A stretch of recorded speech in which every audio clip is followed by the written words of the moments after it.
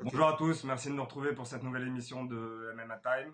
Alors aujourd'hui, épisode un petit peu spécial, on est en présence de Samir du podcast Octogone, pardon, qui nous fait la gentillesse d'être là pour revenir sur l'UFC 196 et le bouleversement qu'il y a eu entre guillemets hier sur l'abandon de Conor McGregor. Donc Non, de bonjour Rafael Dos Samir. Anjos. Oui, Salut excuse-moi, les pardon. gars. Salut Samir. Salut Samir. Donc pour Salut, tout le merci pour monde, l'invitation les gars. c'est très Avec gentil à plaisir. toi. Déjà, on peut te retrouver sur Twitter sur @notsamir sur C'est ton ça. compte Ouais. et le podcast Octogone qui est disponible sur iTunes. Sur iTunes, sur le site www.podcast-octogone.fr. Podcast Octogone, alors on se vantait jusqu'à il n'y a pas longtemps d'être le seul podcast qui traitait de l'actualité de l'UFC. Donc bienvenue à vous les gars. Hein. Ben, merci. J'ai vu que vous étiez lancé dans l'aventure du podcast et notamment vidéo. Donc voilà, Merci je Samir. sais ce que ça coûte. Je sais ce que ça coûte. Donc je vous souhaite beaucoup de réussite. Nous, ça fait 5 ans qu'on fait ça. Hein. Je salue mon compare Somar. Ça fait 5 ans qu'on fait ça. Il y a de la place pour tout le monde et j'espère que ça cartonnera bien pour vous. En tout cas, merci pour l'invitation. Merci Ben, ça beaucoup nous fait Samir. plaisir. Écoute, c'est gentil. Nous, on voulait avoir quelqu'un justement pour débriefer un petit peu tout ce qui s'était passé. Donc, rien de mieux qu'un petit rappel des faits. Je vais le faire très rapidement. Vas-y. Grosso modo, cet UFC 196, il est maudit. La première fois, ça a été l'abandon de Cain Velasquez avec l'arrivée possible de Miocic face à Verdum, mais finalement Verdum se blesse et refuse le combat contre Miocic. Donc plus d'UFC 196, on bascule sur un UFC Fight Night. On apprend que le combat, donc la carte Dos Anjos, Conor McGregor, Olion Tate devient l'UFC 196. Finalement, ce week-end, en fait, Rafael Dos Anjos se casse le pied. Il va une première fois consulter son médecin, en espérant qu'avec le temps qui passe, il puisse se remettre un petit peu en aplomb. Et puis lundi, il voit que ça va pas, il va voir les médecins de l'UFC. L'UFC est au courant et donc forfait officiel. Et donc hier, ça a été la course aux prétendants pour Conor McGregor. Donc on va repartir avec toi sur toute la liste des rumeurs, donc, avec Nate Diaz qui est maintenant officiel, et puis on verra ce qui a été proposé aussi dans la journée et comment ça s'est passé. C'est vrai que ça a été, comme tu l'as dit, UFC qui est maudit. Le problème avec l'UFC dans ces cas-là, c'est que voilà, on l'a déjà nous fustigé dans le podcast, on en a déjà parlé, et d'ailleurs beaucoup de personnes partagent cet avis. Tu fais des combats, tu fais de plus en plus d'events qui tiennent sur un combat, ce qui fait que tu te retrouves avec un main event qui se casse la figure, c'est pas super évident. Ça, c'était le premier truc, parce que bon, on peut dire ce qu'on veut sur Olion Michatet, tu vendras pas un event là-dessus, un pay-per-view là-dessus.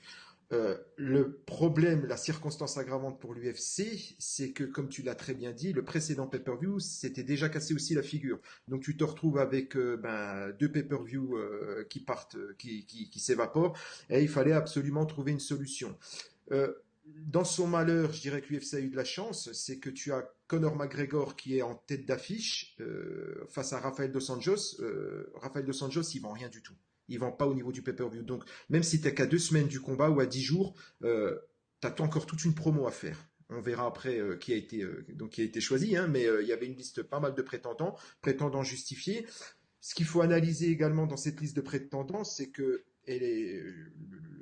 le choix qui a été fait là du futur adversaire de Conor McGregor montre bien une chose, c'est que l'UFC, on se tue à le dire, est un business. C'est pas une ligue sportive. Il n'y a pas une ligue au mérite, c'est un business. Il fallait quelqu'un qui représente pas trop de danger pour la suite de carrière De de Conor. McGregor, quelqu'un qui donne un beau combat, pas mettre une chèvre non plus, et quelqu'un qui puisse en 10-15 jours te vendre le combat. Et là, je pense que l'UFC, on en avait un peu discuté, Tony, hier, hein, Ouais. via Twitter. Je t'avais donné très vite mon sentiment en disant que je pensais que Ned Diaz allait l'avoir, hein, puisque voilà, c'est Ned Diaz qui a eu le combat. C'est un très bon choix. Il y en avait d'autres, mais avec Ned Diaz, ils se sont pas trompés. Je vais te laisser soit Bah, faire un peu la justement, liste tu as des parlé un petit peu de prétendants. la liste des rumeurs qui ont circulé hier. Alors, il y a eu d'abord Nate Diaz, qui finalement a été choisi. On y Ouais, reviendra plus longuement tout à l'heure. ouais, Il y a eu Cowboy Cerrone, ouais.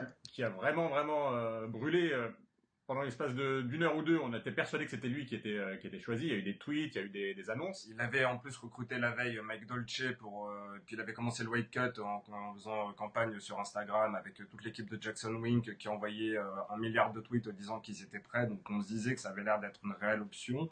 Malgré le week-end, malgré le combat malgré le combat du week-end dernier. Bon, il avait la chance d'un combat qui n'avait pas duré très longtemps, je crois 2 minutes 30. Il n'avait pas pris beaucoup de dommages, donc c'était vraiment jouable pour Cowboy Cerrone, pardon. Il y a eu également Anthony Pettis, qui est l'un des meilleurs 155 du monde, donc c'était possible aussi de l'avoir dans la carte. Il y a eu Tony Ferguson. Ouais. Ça a circulé vraiment très rapidement. Je pense que c'était un combattant très très dangereux pour McGregor. Tu as parlé, toi, du fait que l'UFC ne voulait pas lui mettre quelqu'un de trop dangereux pour pas casser l'élan, pour pas casser la carrière de la poule aux œufs d'or. Et effectivement, Tony Ferguson, moi, c'était quelqu'un que je voyais tout à fait capable de gêner stylistiquement. Pour moi, c'est le plus dangereux. Stylistiquement, clairement, McGregor. De toute la liste, c'est le plus dangereux aujourd'hui. Il y avait aussi, après, il y a eu des noms qui ont circulé qui étaient un peu moins crédibles, notamment parce qu'ils n'étaient pas censés combattre à 155. C'était Uriah Faber, c'était José Aldo et Frankie Edgar, que Dana White a dit que Dana White a annoncé blessé, mais il a proposé quand même le combat, et à Frankie Edgar et à José Aldo. Les deux ont refusé. Ouais. Et enfin, José Aldo, c'est bien Pederneiras, il est hors de forme et il pouvait pas se le permettre, José Aldo. Vu comme il a été nettoyé au mois de décembre, il pouvait pas se permettre d'arriver sur un short notice comme ça. Tu imagines, il le prend et il reprend une défaite c'est la fin de sa carrière quasiment. C'est compliqué pour lui, ouais, c'est compliqué pour lui. Ouais. Moi, j'avais pensé à Eddie Alvarez aussi. Eddie Alvarez qui très vite s'est chargé sur Twitter de couper court au truc, voilà, parce qu'Eddie Alvarez, il était sur un bon run, qu'avait fait en plus des déclarations il y a pas longtemps en disant qu'il y avait une façon relativement simple, alors je le cite, de battre Conor McGregor, qu'il avait trouvé l'astuce pour battre l'Irlandais. J'avais pensé éventuellement à lui, ça aurait pu faire quelque chose. En plus, c'est un bagarreur, c'est un badass, on sait pourquoi il vient. Voilà. Après, pour Donald Cerrone, moi, le truc, c'est que finalement, je serais peut-être un des rares à être satisfait finalement qu'il l'ait pas. D'ailleurs, son tweet m'a fait rire. Il s'est fendu d'un tweet cerronesque puisqu'il s'est contenté d'un fuck quand l'annonce du combat a été faite. Moi, j'aime beaucoup Donald Cerrone. Ce qui lui est arrivé contre Dos Anjos, c'est compliqué pour lui. La manière dont il s'est fait nettoyer par Dos Anjos, c'était très, très compliqué. J'aurais pas voulu qu'il lui arrive une Mendes, parce que même s'il a combattu il y a pas longtemps, il était en 170, t'as quand même pas mal de poids à couper. Et puis le truc, imaginons même qu'il fasse la coupe, etc. Conor McGregor, il l'a prouvé. C'est pas un fait qu'il l'a prouvé. Il a une boxe hyper bizarre, c'est très peu orthodoxe, il trouve des angles qui sont hyper originaux, hyper tranchants. Je pense pas, même si tu t'appelles Donald Cerrone, je pense pas que, alors MMA-stiquement parlant, bien évidemment, je parle pas du business, c'est du max de pèse que les combattants auraient pu se faire. Je pense pas que tu puisses prendre un gars comme Conor McGregor, même quand tu t'appelles Donald Cerrone au dernier moment short notice. Aldo s'est préparé 3 mois, on a vu ce que ça a donné. Ouais. Donc, justement, on aurait pu se poser éventuellement la question, parce que finalement, au début, pendant toute la journée, on apprend que le combat devait absolument se passer pour l'UFC à 155. Et puis donc ce matin, nous, en se réveillant à l'heure française, on revoit tous les tweets de la soirée.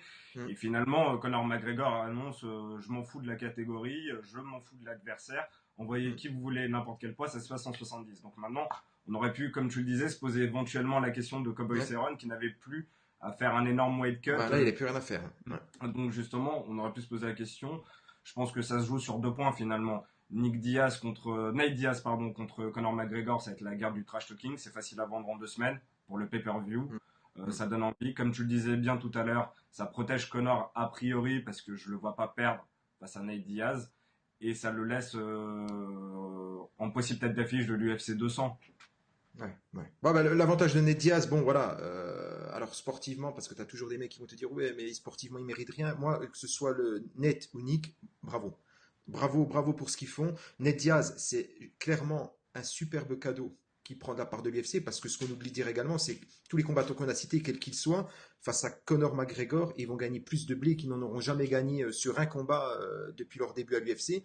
Nate Diaz, on sait qu'il est toujours un peu à la rue financièrement, on sait qu'il vient de Stockton, on en parle souvent. Stockton, c'est le trou du cul du monde, c'est une ville qui est en faillite. Les frères Diaz, on sait pourquoi ils sont dans l'octogone, parce qu'ils ont besoin de blé et qu'ils ont besoin de manger.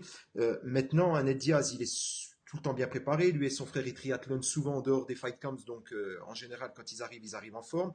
En termes de promo, ça va pas attendre. Je pense que d'ici ce soir, on va déjà avoir du bordel du côté du clan Diaz. Si je dis pas de bêtises, ils sont attendus déjà en conférence de presse, c'était annoncé par Ariel Helwani. Il va y avoir vers 10h30 heure de Ouais, Los Angeles une conférence oui. de presse des deux. Et je sais que Connor est booké chez Conan O'Brien ou quelque chose comme ça pendant la journée pour la promo. Donc là, ça y est, ça va envoyer dans De tous tous les les sens. côtés, ouais. Ouais. Et ouais, effectivement. Alors c'est tard ce soir. J'avais reçu comment La le communiqué de notification. presse de la part de l'UFC, ouais, disant que voilà, pour prendre part ce soir à la conférence téléphonique. Du coup, je vais peut-être la faire. Je comptais pas la faire à la base, mais je vais peut-être la faire parce que ça risque d'être fun.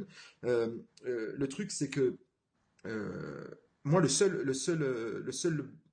petite crainte que j'ai par rapport à ça, c'est qu'on est dans du short notice. On sait que l'USADA rôde, on connaît le rythme de vie des frères Diaz. Voilà, Ouais. je voudrais juste pas qu'il y ait une connerie par rapport à ça, et je serai à 100% et quelle que soit l'issue du combat, définitivement content pour Ned Diaz parce que quand on se souvient comme il était carré à l'UFC, ne serait-ce qu'il y a un an. Hein, il avait essayé d'imposer sa loi à l'UFC. Dana White lui avait dit tu combattras qui je veux, quand je veux. Il lui avait, comme on le dit souvent pour rigoler, il avait lancé une fatwa contre lui, il avait laissé presque un an sans combattre. Bah, voir Ned Diaz revenir comme moi ça me fait plaisir. J'espère juste qu'il n'y aura pas une boulette au niveau consommation plantes médicinales et autres. Mais voilà, après au niveau du combat, c'est vrai que Conor McGregor il va partir avec un avantage. Ce que je disais pour Donald Cerrone était également valable pour Ned Diaz. Hein. Même à 170, ça va peut-être pas être simple pour Connor, mais tu prends pas Connor au dernier moment comme ça va être compliqué pour Ned Diaz.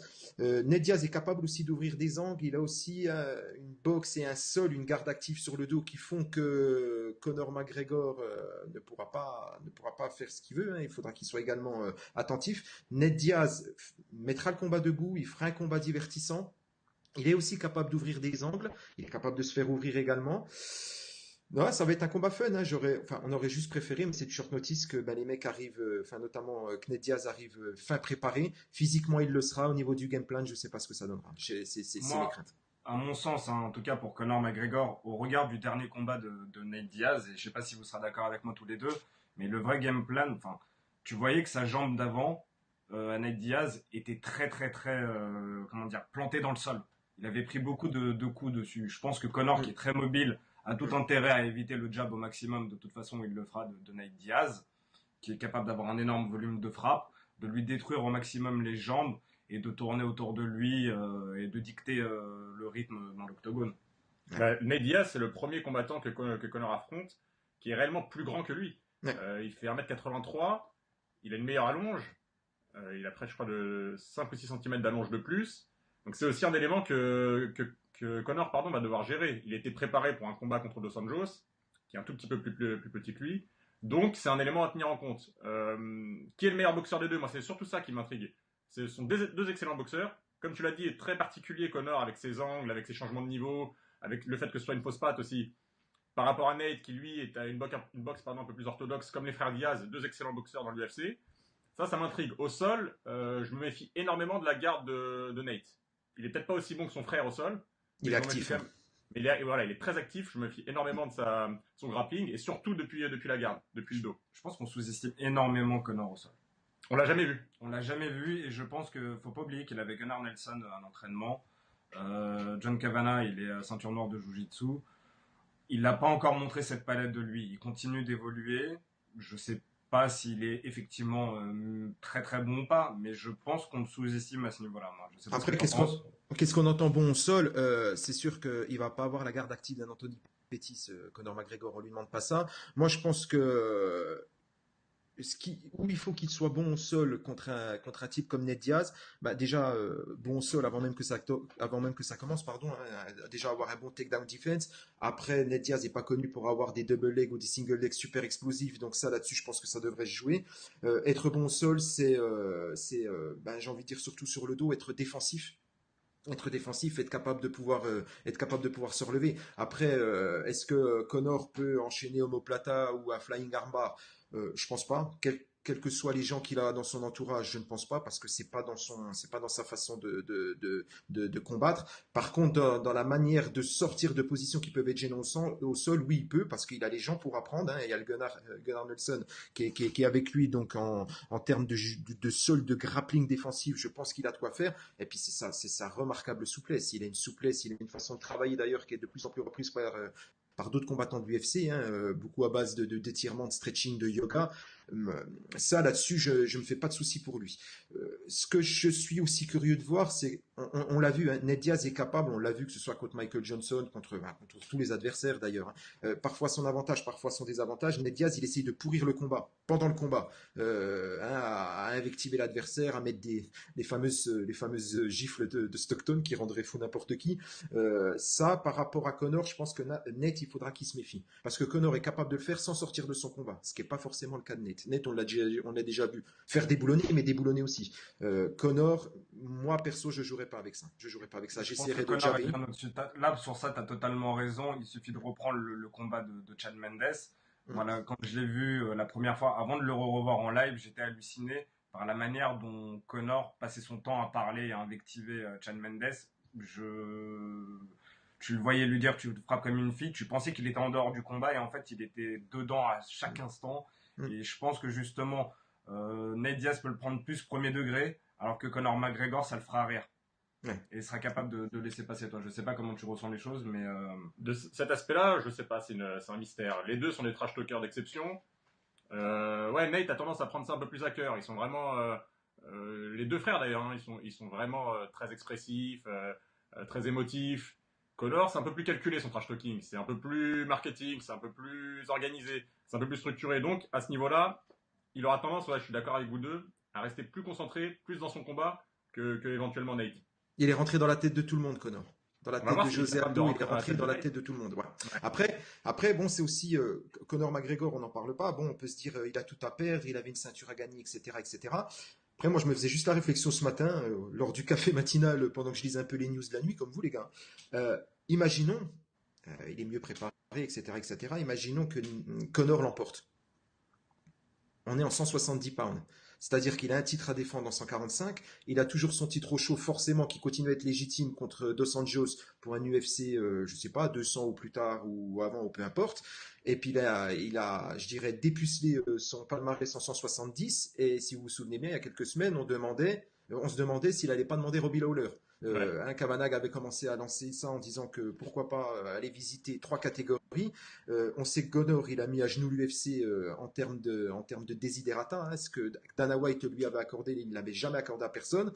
La porte est ouverte. Hein. Ensuite, la porte est ouverte à Conor en 155, enfin en 145, en 155, en 170. Moi, ça me va très bien parce que il s'est donné les moyens pour. Moi, j'ai été un des premiers à vouloir allumer, blinder Conor McGregor au début parce que je trouvais qu'il l'ouvrait trop grand. Il l'ouvre grand, il assume, moi ça me pose aucun problème et j'espère aussi pour lui qu'il s'en mettra plein les poches. Mais s'il gagne en 170, on va rire, ça va être un beau bordel à l'UFC. Pour moi, aujourd'hui, clairement, Conor il s'est mis dans une situation où justement l'UFC ne lui refusera rien. Ça fait pour la je sais pas combien de fois qu'un adversaire abandonne avant combat. Lui, à chaque fois, il a la classe de dire il prend. Je prends n'importe qui quand vous voulez, comme vous voulez. Souviens-toi, il y a eu un énorme débat avec Verdum qui refuse Miocic. Et il était totalement légitime de dire je ne prends pas Miocic, je ne suis pas préparé, c'est un adversaire totalement différent de qu'un Velasquez. Et je trouvais que c'était dommage qu'on n'ait pas assez appuyé sur le fait que Conor McGregor, justement, c'est quelqu'un qui prend toujours au pied levé ses adversaires. Alors, les adversaires ont du courage de venir, ils auront la paye en face. Mais aujourd'hui, on est dans le flou total concernant l'UFC 200 et le futur.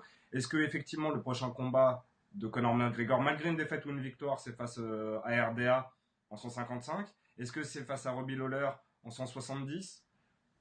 Tout dépend déjà des dommages éventuels. Moi, j'ai l'impression que son prochain combat aura lieu à l'UFC 200. L'UFC 200, il n'y a pas encore de grands noms qui sont accolés à cette carte, puisque Ronda était censée être la tête d'affiche. On sait évidemment qu'il ne va pas combattre à l'UFC 200. Donc il n'y a encore personne qui est réellement annoncé. On sait que Conor veut combattre à l'UFC 200. Sa capacité à combattre ou non va dépendre des dommages qu'il va prendre dans ce combat-là de samedi prochain. Enfin, pas de celui-là, celui d'après. Maintenant, s'il ne prend pas de trop de dommages, le combat logique, avant même d'aller voir Robbie Lawler, c'est le 155 pour le titre contre Rafael Dos Anjos. Et ensuite, éventuellement, n'était pas le seul à dire ça, on a parlé récemment avec Marc Raimondi, il nous expliquait que lui, il voyait immédiatement après le combat pour le titre, bon c'était avant l'annonce, hein, immédiatement le combat pour le titre 170, après le combat pour le titre 155. Donc c'est... pour moi, c'est aller trop vite, c'est mon idée.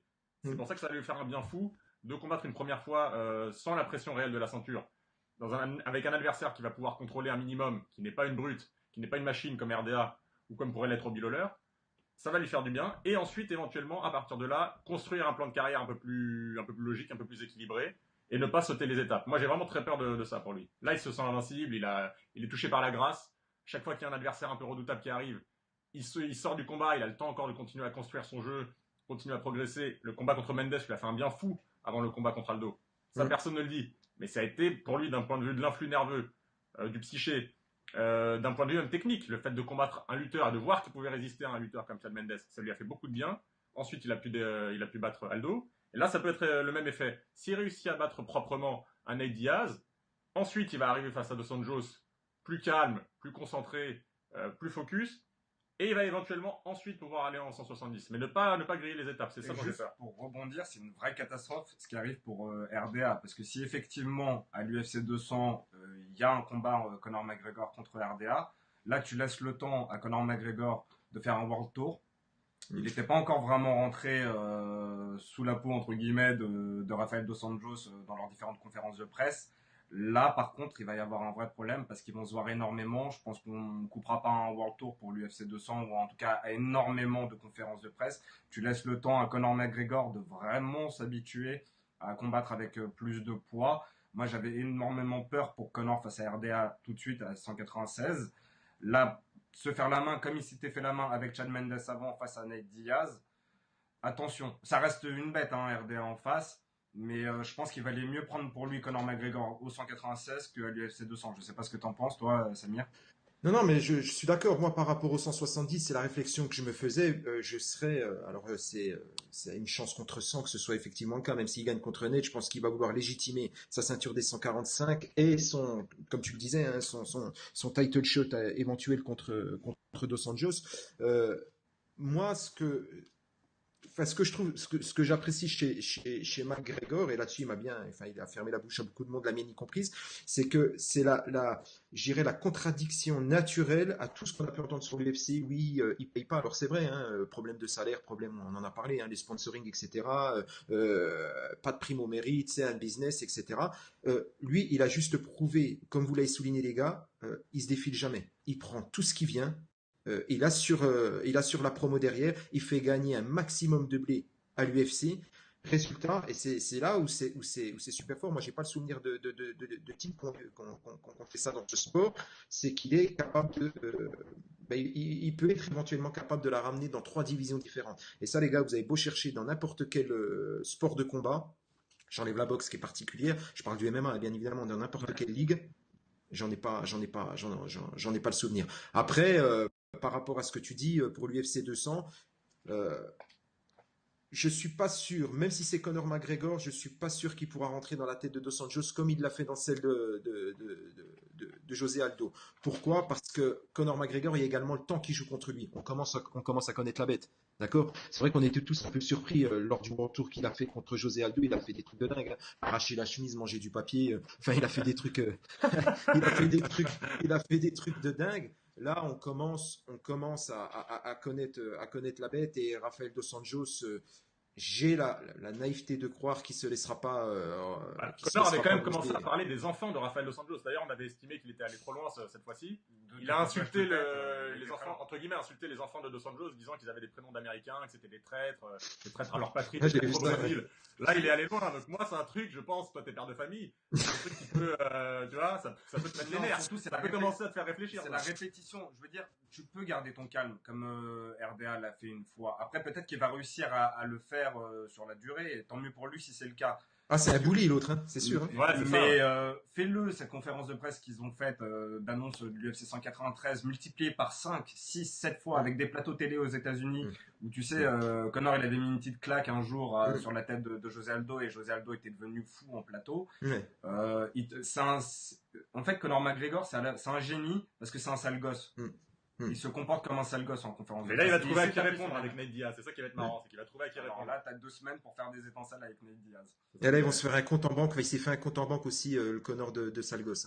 Et t'as une idée de combien va prendre Nate Diaz? Que je sais que Chad Mendes avait pris $500 000 Ouais. Hors bonus, hein, je parle vraiment juste la Ouais. bourse pour le combat. Tu sais à peu près combien va prendre Nate Diaz ou t'as aucune idée? Non, alors une idée, si, je pourrais avoir une idée. Je pense que s'il se débrouille pas trop mal, il devrait être autour. Je parle en salaire brut, hein, je parle pas de prime de victoire, quel que soit le résultat. En bonus, ouais. Il dépanne l'UFC au dernier moment. Il arrive un peu de nulle part. Ah, je pense que s'il fait un bon 200, 250 000, il Ah, donc sera. moins que Chad Mendes pour le 189? Ouais, parce que Chad Mendes a pas le même background, n'a pas la même histoire avec l'UFC que Ned Diaz.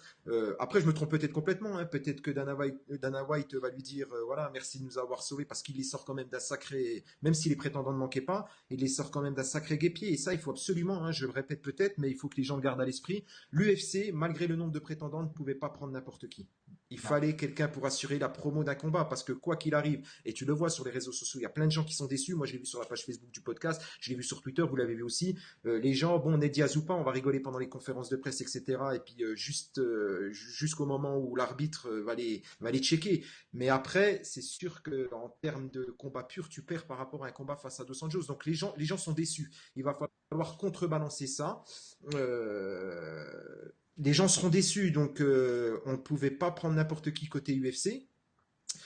Moi, je pense qu'à 250 000, 300 000, il s'en sort très bien. Je pense pas qu'il sera dans les 500 000. Après, je souhaite pour Ned Diaz, je souhaite de me tromper parce qu'il le mérite. Il le mérite, c'est un crevard et j'aime ça.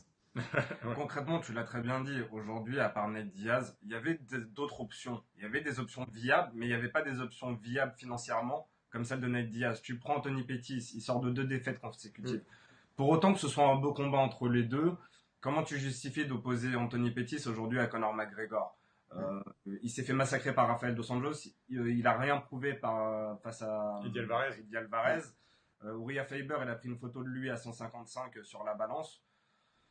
On est très loin de 170, tu peux absolument pas légitimer ça. Frankie Edgar est blessé, donc il a ni refusé ni accepté, simplement il peut pas le faire. José Aldo a dit non et son entraîneur, on est hors d'état de forme. Il restait Cowboy Cerrone. C'est la question que j'ai envie de poser, moi, Cowboy Cerrone. Est-ce que Conor, ou l'UFC peut-être, a eu peur de Cowboy Cerrone? Alors peur, c'est relatif, hein, mais peur de ce match-up au niveau du style, le fait que Cowboy fasse 1m85-86, qu'il soit puissant, qu'il ait des coups de pied dévastateurs. Est-ce que Conor a eu peur en moins de 15 jours de devoir se préparer pour un tel adversaire? Est-ce qu'il a refusé clairement et nettement le combat contre Cowboy? Alors, est-ce qu'il a refusé? Je sais pas, parce que si je disais qu'il l'a refusé, c'est que j'ai des sources et je les ai pas.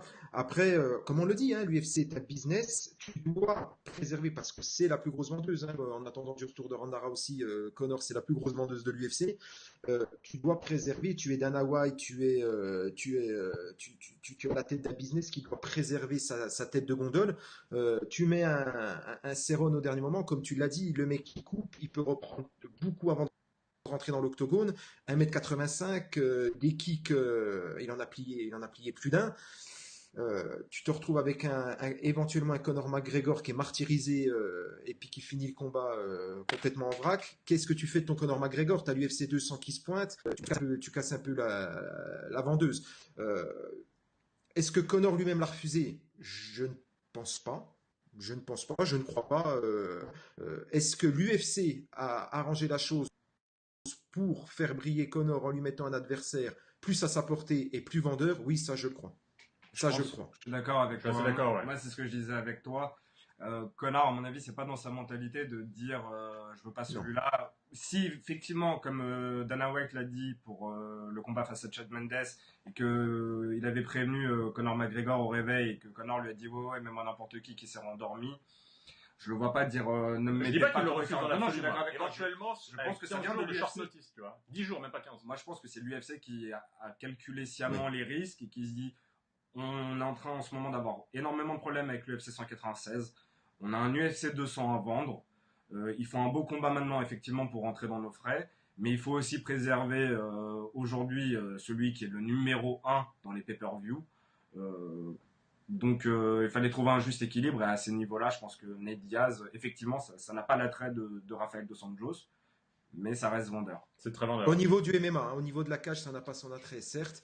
Par contre, ouais, la promo, elle va être en 10 jours, elle va être gigantesque, hein, parce que le problème, c'est que RDA, RDA, ils vendent rien. Ils vendraient pas, enfin, comme je dis, ils vendraient un pay-per-view à sa mère, à sa tante, et voilà, quoi. Et c'est pas un D'ailleurs, gros son dernier vendeur. combat pour le titre Non? n'était pas en pay-per-view, non?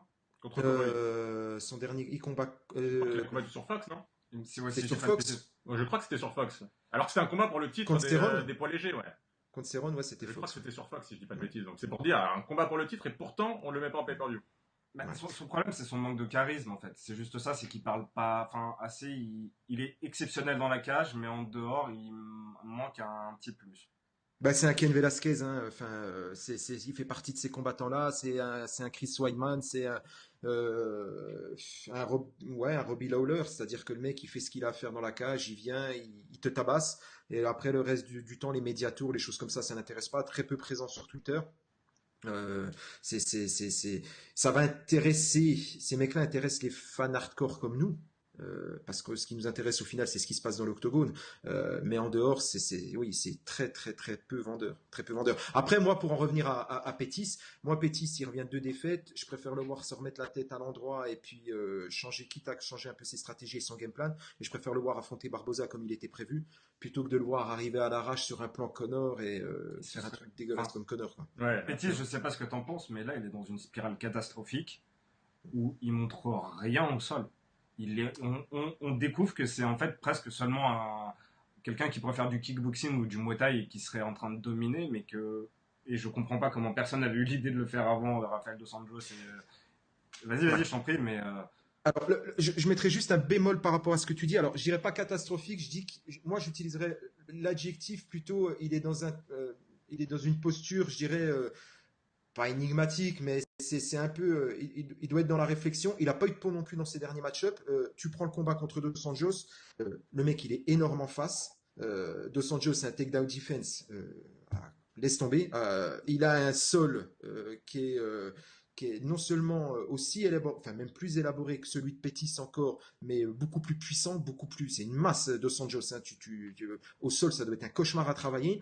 Et de Sanjos, physiquement, que ce soit debout au sol, il l'a juste pas laissé s'exprimer et il l'a martyrisé. Donc là, tu peux te dire, voilà, en face, c'est le champion, il l'a cassé physiquement, etc., etc., etc. Après, tu as Eddie Alvarez. Eddie Alvarez, Omar l'avait dit dans le podcast, Eddie Alvarez, il a tout dans sa façon de combattre pour, pour t'empêcher de t'exprimer, pour te faire déjouer. C'est un bully, Alvarez. Et tu regardes, il a fait un combat de grinder, un combat dégueulasse contre Anthony Pettis. Pourquoi? Parce qu'il n'avait pas le choix. S'il arrivait, Alvarez, et essayait de faire quelque chose de propre, du stand-up face à un gars comme Pettis, je pense qu'on n'aurait pas cette discussion aujourd'hui. Pettis aurait cartonné debout, c'était Ça terminé. aurait donné un Là, Thompson contre Hendricks. exactement. Il est arrivé, il a fait le grinder, il a fait du dirty boxing, il lui a rentré dedans, il l'a collé contre la cage, il l'a dégueulassé, il a eu un bon takedown defense. Donc j'ai envie de dire que ben, l'ami Pettis, on l'appelle Showtime, mais les 2 fois il n'a pas pu le faire. La première fois parce que physiquement en face c'était un monstre technique et physique, et la deuxième fois il est tombé contre quelqu'un qui lui a juste saboté ce dans quoi normalement il excelle, c'est-à-dire voilà les déplacements, trouver la distance, piquer, s'en aller. Alvarez lui a bousillé complètement ce qui était prévu. Contre Barboza, ni l'un ni l'autre n'aura l'envie d'emmener l'autre au sol. Donc on va se retrouver vraiment, parce que ça va être Pettis contre le meilleur, en ce qui me concerne, le meilleur striker du roster UFC. Donc là on va pouvoir juger, Denis, ce que Pettis Je suis vaut en d'accord avec stand-up. toi. Est-ce Moi, qu'il quand a je perdu parlais de son stand-up? catastrophique entre guillemets, c'est qu'avec Swan, on avait regardé le combat en live et on s'était dit, mais il manque du sentiment d'urgence et de révolte. Tu voyais pas dans ses yeux. Peut-être qu'il avait été cassé mentalement par Ouais. Rafael Dos Anjos, Hmm. mais face à Eddie Alvarez, moi, rebelote, je voyais pas dans ses yeux Ouais. la panique de se dire, je suis en train de perdre le combat à la décision, il faut que je fasse quelque chose, il faut que je fasse quelque chose, et il n'arrivait pas à s'en sortir. Comme si psychologiquement, ça y est, le fait qu'un combat aille vers le sol, ça le paralyse entre guillemets dans la réaction. C'est bien pour ça que je t'ai parlé, au lieu de dire catastrophique, je t'ai dit il doit être dans une posture réflexive, c'est qu'il doit être maintenant capable de se demander, voilà, si je tombe sur un grinder, si je tombe sur un mec, parce qu'il est assez facile, Anthony Pettis, dans sa façon de combattre, si je tombe contre à l'époque, avec les Guida, hein, qui lui avait fait aussi un combat assez dégueulasse comme ça, et qui l'avait battu alors que tout le monde donnait forcément Pettis gagnant, moi je pense qu'il doit être plus dans la réflexion en ce moment, de se dire, voilà, je dois être capable, et c'est aussi la force d'un combattant, hein, c'est ce que sont capables de faire les plus grands, être capable capable de changer de game plan, être capable de changer ma posture pendant le combat, parce que je suis tout à fait d'accord avec toi, hein, contre Alvarez, il a été incapable de changer de cap. Contre Dos Anjos, je pense que même s'il avait voulu le faire, c'était mort pour lui, mais contre Eddie Alvarez, il a été incapable de, comme tu le dis, hein, on a senti comme anesthésié, pas capable d'inventer autre chose. Je suis pas sûr que ce soit contre Barboza qu'on voit les progrès, parce que contre Barboza, à moins d'une énorme surprise, je pense que le film du combat est connu, et c'est d'ailleurs pour ça, j'espère qu'on va se régaler. Mais Pettis, il arrive à un croisement, parce qu'on l'a vu, hein, les gars, à l'UFC, vous l'avez vu, hein, c'est un roster de 500 combattants, dans toutes les catégories, et notamment celle de 155, tu as la crème de la crème du caviar, tu peux sortir très très vite des conversations, très très vite. C'est le risque pour lui, ouais. Ouais. C'est absolument ça. Moi, je voulais aussi dire un mot de Tony Ferguson, parce que c'est un petit peu le serpent de mer dans la journée d'hier. Et je te disais ça en début de conversation. Attends, je crois qu'on t'a perdu. On est en reconnexion. Ouais, on est en reconnexion, on a dû te perdre. Attends. Normalement, ça revient. Alors, juste en attendant, on va gagner un petit peu de temps. On va expliquer que Ferguson s'est fendu d'un tweet assez violent ce matin. Je sais pas si tu as eu l'occasion de le voir. Non, je l'ai pas vu. Non, tu peux me le... Où il disait, il insultait l'UFC, il disait que... Ah, c'est bon. Voilà. On a été coupé, les gars. On a meublé un petit peu le temps de te retrouver. On parlait juste du tweet assez violent qu'avait fait ce matin Tony Ferguson. Je sais pas si tu as pu le voir. Non, je l'ai pas vu, non. C'était quoi? Soit parle de Ferguson et moi je te disais, c'était donc le serpent de mer de la journée d'hier, et qu'on disait que Ferguson était l'une des options les plus sérieuses pour affronter Conor. J'ai tendance à penser, comme je te le disais, que c'est vraiment le combattant d'un point de vue stylistique. Alors, je l'ai. You fake bandwagon, fans that stand with that man, lame gives you a hand. Fuck Conor, this is my division. Face of the UFC, can sick my duck. Donc, en gros, il insulte l'UFC, il insulte Conor. Voilà, il insulte les fans qui étaient avec Conor en disant que ils ont cherché à l'éviter. Et, il a fait un deuxième tweet en disant voilà, pour moi c'est fini. Maintenant, Khabib, on se voit à l'UFC tente pas. Je viens après toi, Mexicain en colère. Ouais. Après Ferguson, c'est vrai qu'on n'en a pas beaucoup parlé, ça aurait été un très bon match-up. 8 victoires de rang, donc sportivement parlant, ça se serait mérité. Mérité de gagner un beau chèque également. Une peut-être raison de plus, hein. Après, nous, on en discutera dans le podcast dimanche. Je verrai ce qu'on m'a rendu parce qu'il est souvent bien plus clairvoyant que moi là-dessus. Mais ça corroborerait le fait et qui se comprendrait parce que c'est un business, l'UFC. Il faut que les mecs se mettent ça dans la tête, hein. C'est un business, on n'est pas dans du sport. Ça corroborerait le fait que l'UFC ait voulu protéger Conor. Tu protèges peut-être un peu plus Conor en lui mettant un Ned Diaz qu'en lui mettant un Tony Ferguson. J'ai tendance à penser ça. Complètement. Tout comme à Khabib, même si Khabib n'a pas combattu depuis 2 ans. Qui a mis un post hilarant hier. On l'a vu, on l'a retweeté, il était génial. Il a demandé donc à l'UFC pour tout le monde de combattre Conor. L'UFC lui a répondu t'as combattu il y a 2000 ans et tu combattais contre des ours. Donc oublie ce combat-là. C'était très bon. Ouais. C'était le meilleur tweet pour moi de la journée des combattants. Il était exceptionnellement drôle celui-là. Ouais. Mais juste une dernière chose, je pense que Tony Ferguson, ce sera un combat génial à voir pour l'aspect technique. Maintenant, n'oublions pas une chose, le dernier combat de Ferguson, c'est une boucherie. Il ressort vainqueur. Lui-même, il est dans un sale état. C'est quelqu'un de très fort, de très dangereux. Tu fais ça face à Conor, c'est un combat, à mon sens, qui viendra dans 1 ou 2 ans. C'est inévitable. Si tu le mets maintenant, t'as l'UFC 200, t'as le plan de Conor de prendre plusieurs ceintures. C'est vraiment mettre un frein à faire grandir la machine UFC, faire grandir encore la machine Conor. Et aujourd'hui, t'as Ronda qui est tombée, ne l'oublions pas. T'as John Jones qui est sur le retour. Si t'es une entreprise et que t'es un chef d'entreprise comme Dana White, il faut que tu trouves le combat le plus vendeur, mais qu'en même temps, tu protèges le matériel que tu as à disposition. Et aujourd'hui, c'est Conor McGregor. Ouais. Après, au niveau des pay-per-view, je serais très très surpris, très très curieux de voir le nombre de pay-per-view à vendre. J'aurais tendance à dire, mais bien là, je suis encore bien mauvais. J'allais dire faire un anglicisme, dire prédicteur, mais je pense que si ils vendent entre 4 et 500 000, ils sont bien. Ils sont bien parce qu'un truc à l'arrache comme ça, ça repose sur un combat. Parce que regardez les gars, on en est la meilleure preuve. On parle de quoi depuis tout à l'heure Tony, quand tu m'invites, tu me dis on va parler de l'UFC 196. Il y a une défense de titre en co-main event. On n'en parle même pas. Elle n'existe même pas. On est sur un combat là. Elle n'existait même pas d'ailleurs en conférence de presse avec Rafael Dos Anjos. Elles n'ont quasiment pas parlé, souviens-toi. Le spectacle, c'était Rafael Dos Anjos, tu as totalement raison. Et pourtant, c'est un réel événement en plus en soi.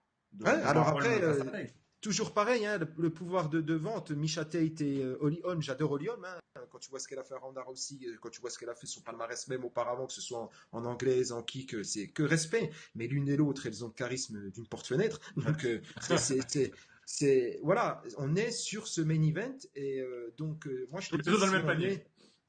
Ouais, c'est ça. Si tu es à 400 000, tu danses. Tu danses. Après, voilà.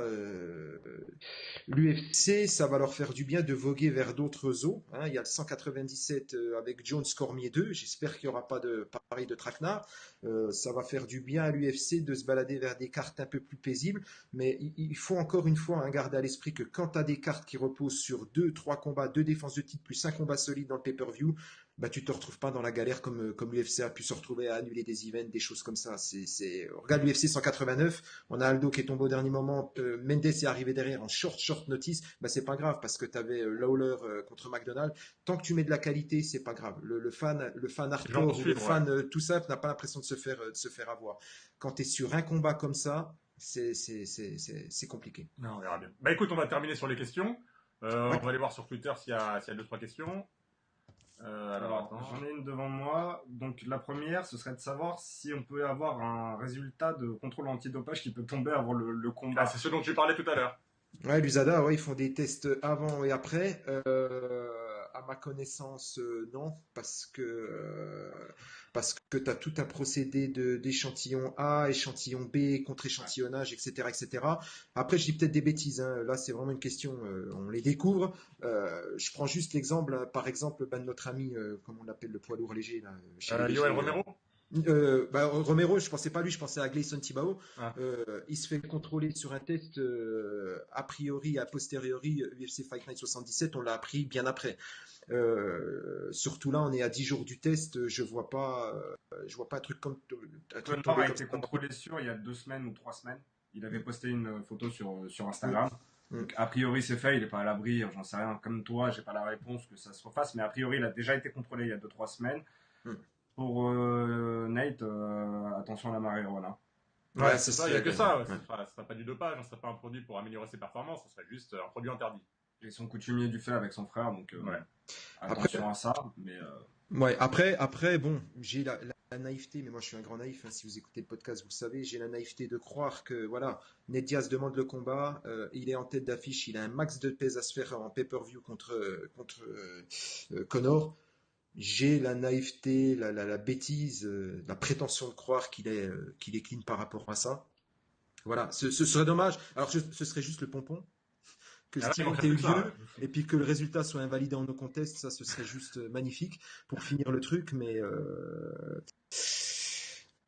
moi, je pense que, je le dis, je le répète, les fight cards de l'UFC, alors quand on a des fight cards Zagreb, etc., ou des fight cards dégueulasses comme Berlin, ça n'a pas d'impact. Quand on est sur du pay-per-view, attention. Attention, depuis que l'UFC a validé sa nouvelle politique d'expansion, on a eu l'UFC 151, je me souviens, c'était au début du podcast, hein, qui a été annulé, hein, c'était Jones contre de tête Dan Anderson. C'était Chael Sonnen, et puis il y avait Dan Anderson. Il a refusé contre Chael Sonnen. C'était le remplaçant de Chael Sonnen, il avait refusé. C'est ça, ouais. Annulé, on avait annulé un event, ça s'était jamais vu. Là, on se retrouve avec un event encore annulé, on se retrouve avec un event là qui est fait à l'arrache à 10 jours. Attention l'UFC, attention l'UFC. Ouais. Alors écoute, il y a une deuxième question. Il y a quelqu'un qui nous demande, est-ce que Conor va être capable de combattre 2 catégories de poids au-dessus de ta catégorie habituelle? Et qu'est-ce que ça va donner? En expliquant bien qu'il passe de 66 kg habituel à 77. Ouais. Alors le problème du weight cut, les gens se disent, arrêtent souvent le truc en se disant, oui, j'ai vu quelqu'un par exemple, je crois que c'est sur notre page Facebook ou dans ma timeline Twitter, dire... ouais, non, mais c'est pas grave. Conor, il aurait pu descendre en 145 et prendre quelqu'un en 145 là, ou c'est pas grave, s'il monte, il doit monter. Il faut bien comprendre un truc sur un weight cut, c'est que perdre, gagner du poids joue irrémédiablement sur ton cardio. On a vu des mecs faire le poids sans problème. Je pense à un gars, par exemple, comme Thiago Alves, ses weight cuts avant qu'il embauche un gars comme Mike Dolce, il les faisait avec un shake de protéines. Il s'entraînait qu'avec ça. Enfin, il s'entraînait comme un maboule et il avalait que des protéines. Hein. Il se nourrissait que de ça. Et après, on s'étonnait de... Bon, alors il faisait le poids. normalement, et on s'étonnait de le voir arriver après dans la cage complètement fait au niveau du cardio et complètement fatigué. Faut bien comprendre ça, c'est que tu coupes, mais après, les 24 heures pendant lesquelles tu reprends du poids, elles sont aussi essentielles que ta coupure. Bien sûr, Tu ouais. peux bousiller un fight camp de 6, 10, 12 semaines si tu as mal coupé ton D'autant poids, que si les tu as mal intraveineuses sont réintégré interdites ton poids. désormais. Les intraveineuses sont interdites. Les intraveineuses étant interdites, là tu te retrouves avec un Conor McGregor qui va être... Alors, c'est moins grave parce qu'il ne va pas être obligé de perdre du poids, il va devoir en gagner. Par contre, il va y avoir un différentiel de poids dans l'octogone parce que Nate, lui, il aura très peu à couper et il va être... on peut gager que lui, dans l'octogone, s'il se débrouille pas trop mal, il peut être à pas loin de 180 pounds, 177, 180 pounds dans l'octogone. McGregor, lui, il sera pas à ce poids-là. S'il est à ce poids-là, ça veut dire qu'il y a le cardio qu'a lâché, ça veut dire qu'il a pris, vous l'avez dit, hein, un poids déraisonnable. Donc ça peut jouer en défaveur de Conor McGregor. Mais Conor McGregor, lui, je pense qu'il se situera, allez, 172, 173, je pense. ouais, et encore, hein, en tirant, ouais, je pense qu'il sera à 170, 172, pas plus. Attention, Mais je pense qu'il devrait y avoir un bon 10 livres, de différence. Ou alors Conor va encore nous surprendre avec une préparation qui ne sortira en 10 jours de je ne sais où. On verra bien. À mon avis, ce qui va se passer au niveau du game plan, c'est que Conor va essayer d'attraper la jambe avant gauche de Nate Diaz pour lui couper la circulation et de piquer, ressortir, piquer, ressortir. Il n'a pas intérêt, comme vous disiez tout à l'heure les deux, de rentrer dans la dirty box De Nate Diaz. de Nate. Je pense que malgré le poids, il va rester très souple, très agile. Là, il a repris Edo Portal, son coach de mouvement, pour les 2 semaines de relaxation, entre guillemets, et de détente. Donc, il va pas se faire mal physiquement. Il va travailler avec son poids. Voilà. Ouais. Moi, ce qui m'inquiète par rapport à Nate, le combat que je vois, hein, et tu as tout à fait raison quand tu te dis que c'était qui? C'était contre Johnson, hein, son dernier combat, Nate, hein, c'est ça? Ouais, Ouais. Michael Ouais. Johnson. Ouais, quand il reste avec la jambe plantée, hein, c'est vrai qu'il a pris pas mal. Conor, hein, et c'est comme ça qu'il a eu Aldo, et c'est comme ça qu'il a eu tous les autres, et, il se désaxe. Il se désaxe énormément. Outre le fait déjà qu'il boxe à l'envers, hein, et ça c'est horrible, c'est que il jab, mais il jab, dès qu'il met un jab, il rejab jamais dans la même direction. Il se désaxe toujours. Il fait hein, le pas de côté, il vient de chercher sur le côté. Et ça, je suis pas sûr que Nate Diaz, lui, il est assez planté devant, avec les mains, comme je le mets, comme ça, à dire viens, viens, viens. Conor McGregor, si Ned Diaz adopte cette posture-là, Conor va s'amuser avec lui.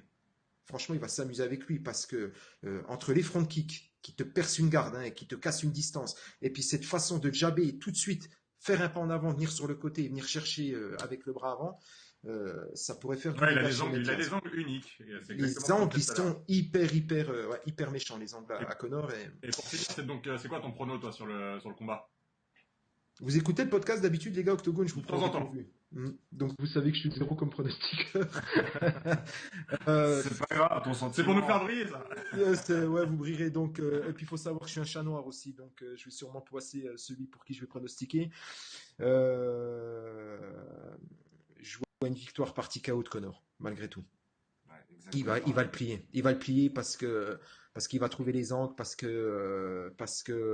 et c'est même pas une histoire de cardio intrinsèque, hein, c'est-à-dire que les angles et les frappes que Conor va mettre, j'ai peur qu'elle fatigue, qu'elle sape Ned Diaz, qu'elle le casse et qu'il baisse les mains, et qu'après, quand on baisse les mains contre Conor, on a vu ce que ça donnait.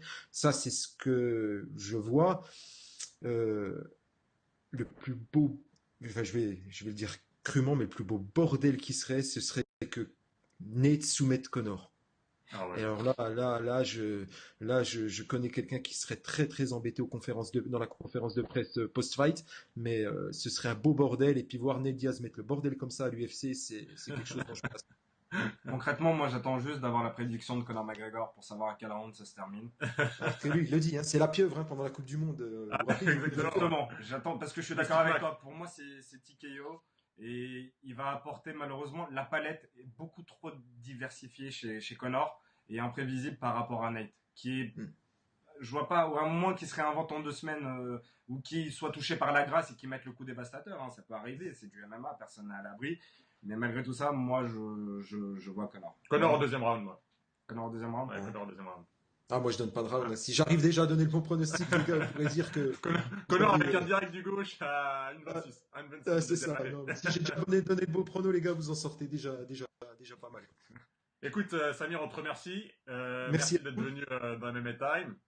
On Merci peut à vous, les rappeler, gars. je te rappelle vite fait ton site internet, ton podcast, etc. Alors, vous pouvez nous retrouver. Bon, on est des vieux de la vieille, nous, maintenant, hein, on fait ça depuis août 2011. Donc, on enregistre le numéro 160. Tu vois, même moi, je m'y perds. 179 normalement ce dimanche. Ouais. Donc, on reparlera forcément de l'UFC 191. Donc, c'est un podcast que j'anime avec Omar Dia. Moi, vous pouvez me retrouver sur Twitter. Donc, Note Samir, N-O-T-S-A-M-I-R, Note Samir. Je peux donner celui d'Omar, tant qu'on Ouais, y bien est, sûr. hein, qui mérite d'être suivi. Son seul défaut, c'est qu'il tweete pas assez parce que lui, c'est vraiment le vrai connaisseur de MMA, la Bible vivante. Donc, c'est Damel Omar, D-A-M-E-L. O-M-A-R. Ouais. Vous pouvez nous retrouver sur www.podcast-octogone.fr. Alors, octogone sans le E à la fin. Et puis sur iTunes, vous nous retrouvez partout là où on fait de l'agrégation de podcasts. On enregistre le numéro 179 et on vous invitera les gars d'ailleurs à l'occasion, il faudra qu'on se cale ça. Ce sera un J'adore Avec plaisir. j'aime beaucoup rendre des politesses. Par contre, nous, on est moins beaux que vous, donc on se montre pas en vidéo parce qu'on veut garder du monde. Mais ce sera un podcast audio via Skype. Donc à l'occasion les Avec gars, plaisir. on vous En tout cas, moi, je tenais aussi à te remercier parce que pour que tout le monde le sache, je t'ai contacté hier à 16h pour Ouais. te voyer ce qui se passait sur Twitter et j'ai dit ce serait vraiment cool qu'on fasse voilà, une petite émission à l'américaine où on peut être dans l'instant et au moment où ça se passe pour bien réagir. Donc merci à toi d'avoir accepté au pied levé, c'était vraiment sympa d'être disponible, de nous faire l'amitié d'être là. Donc écoute, on espère te retrouver Puis on se refait ça bientôt. très bientôt, ouais, avec plaisir. Exactement. Il n'y a pas de problème, les gars. Je sais ce que c'est que d'animer un podcast et puis des fois d'être un peu à l'arrache au niveau invité. Et donc, encore une fois, merci. Je vous souhaite beaucoup de réussite, vraiment. Et Merci. Pareillement. accrochez-vous, c'est la passion qui nous fait continuer. Merci Samir. Ciao, Samir. Merci. Bye. Salut Ciao, les bye. gars. Bye. Salut.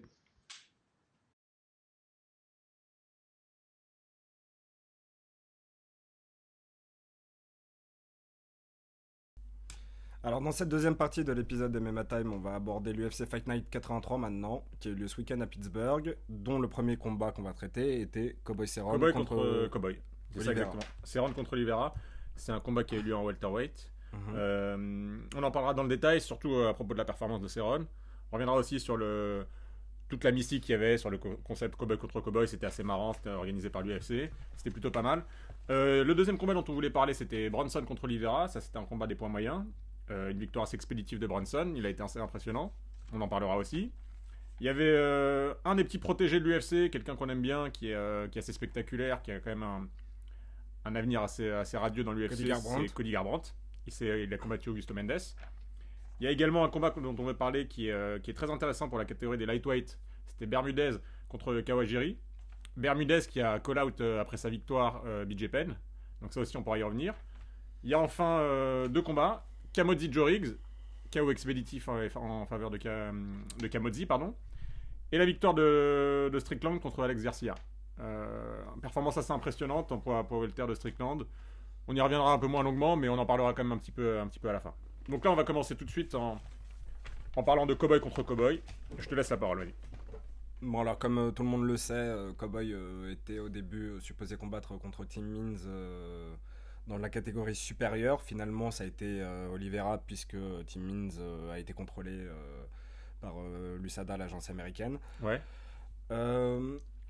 On a vu un Cowboy Cerrone, déjà combat très particulier parce que, alors comme d'habitude, personnage très sympathique, adoré de fans. beaucoup des fans, dans l'UFC par l'organisation et en général par les autres combattants. Cowboy Cerrone était venu supporter Jonavim Webb, son teammate.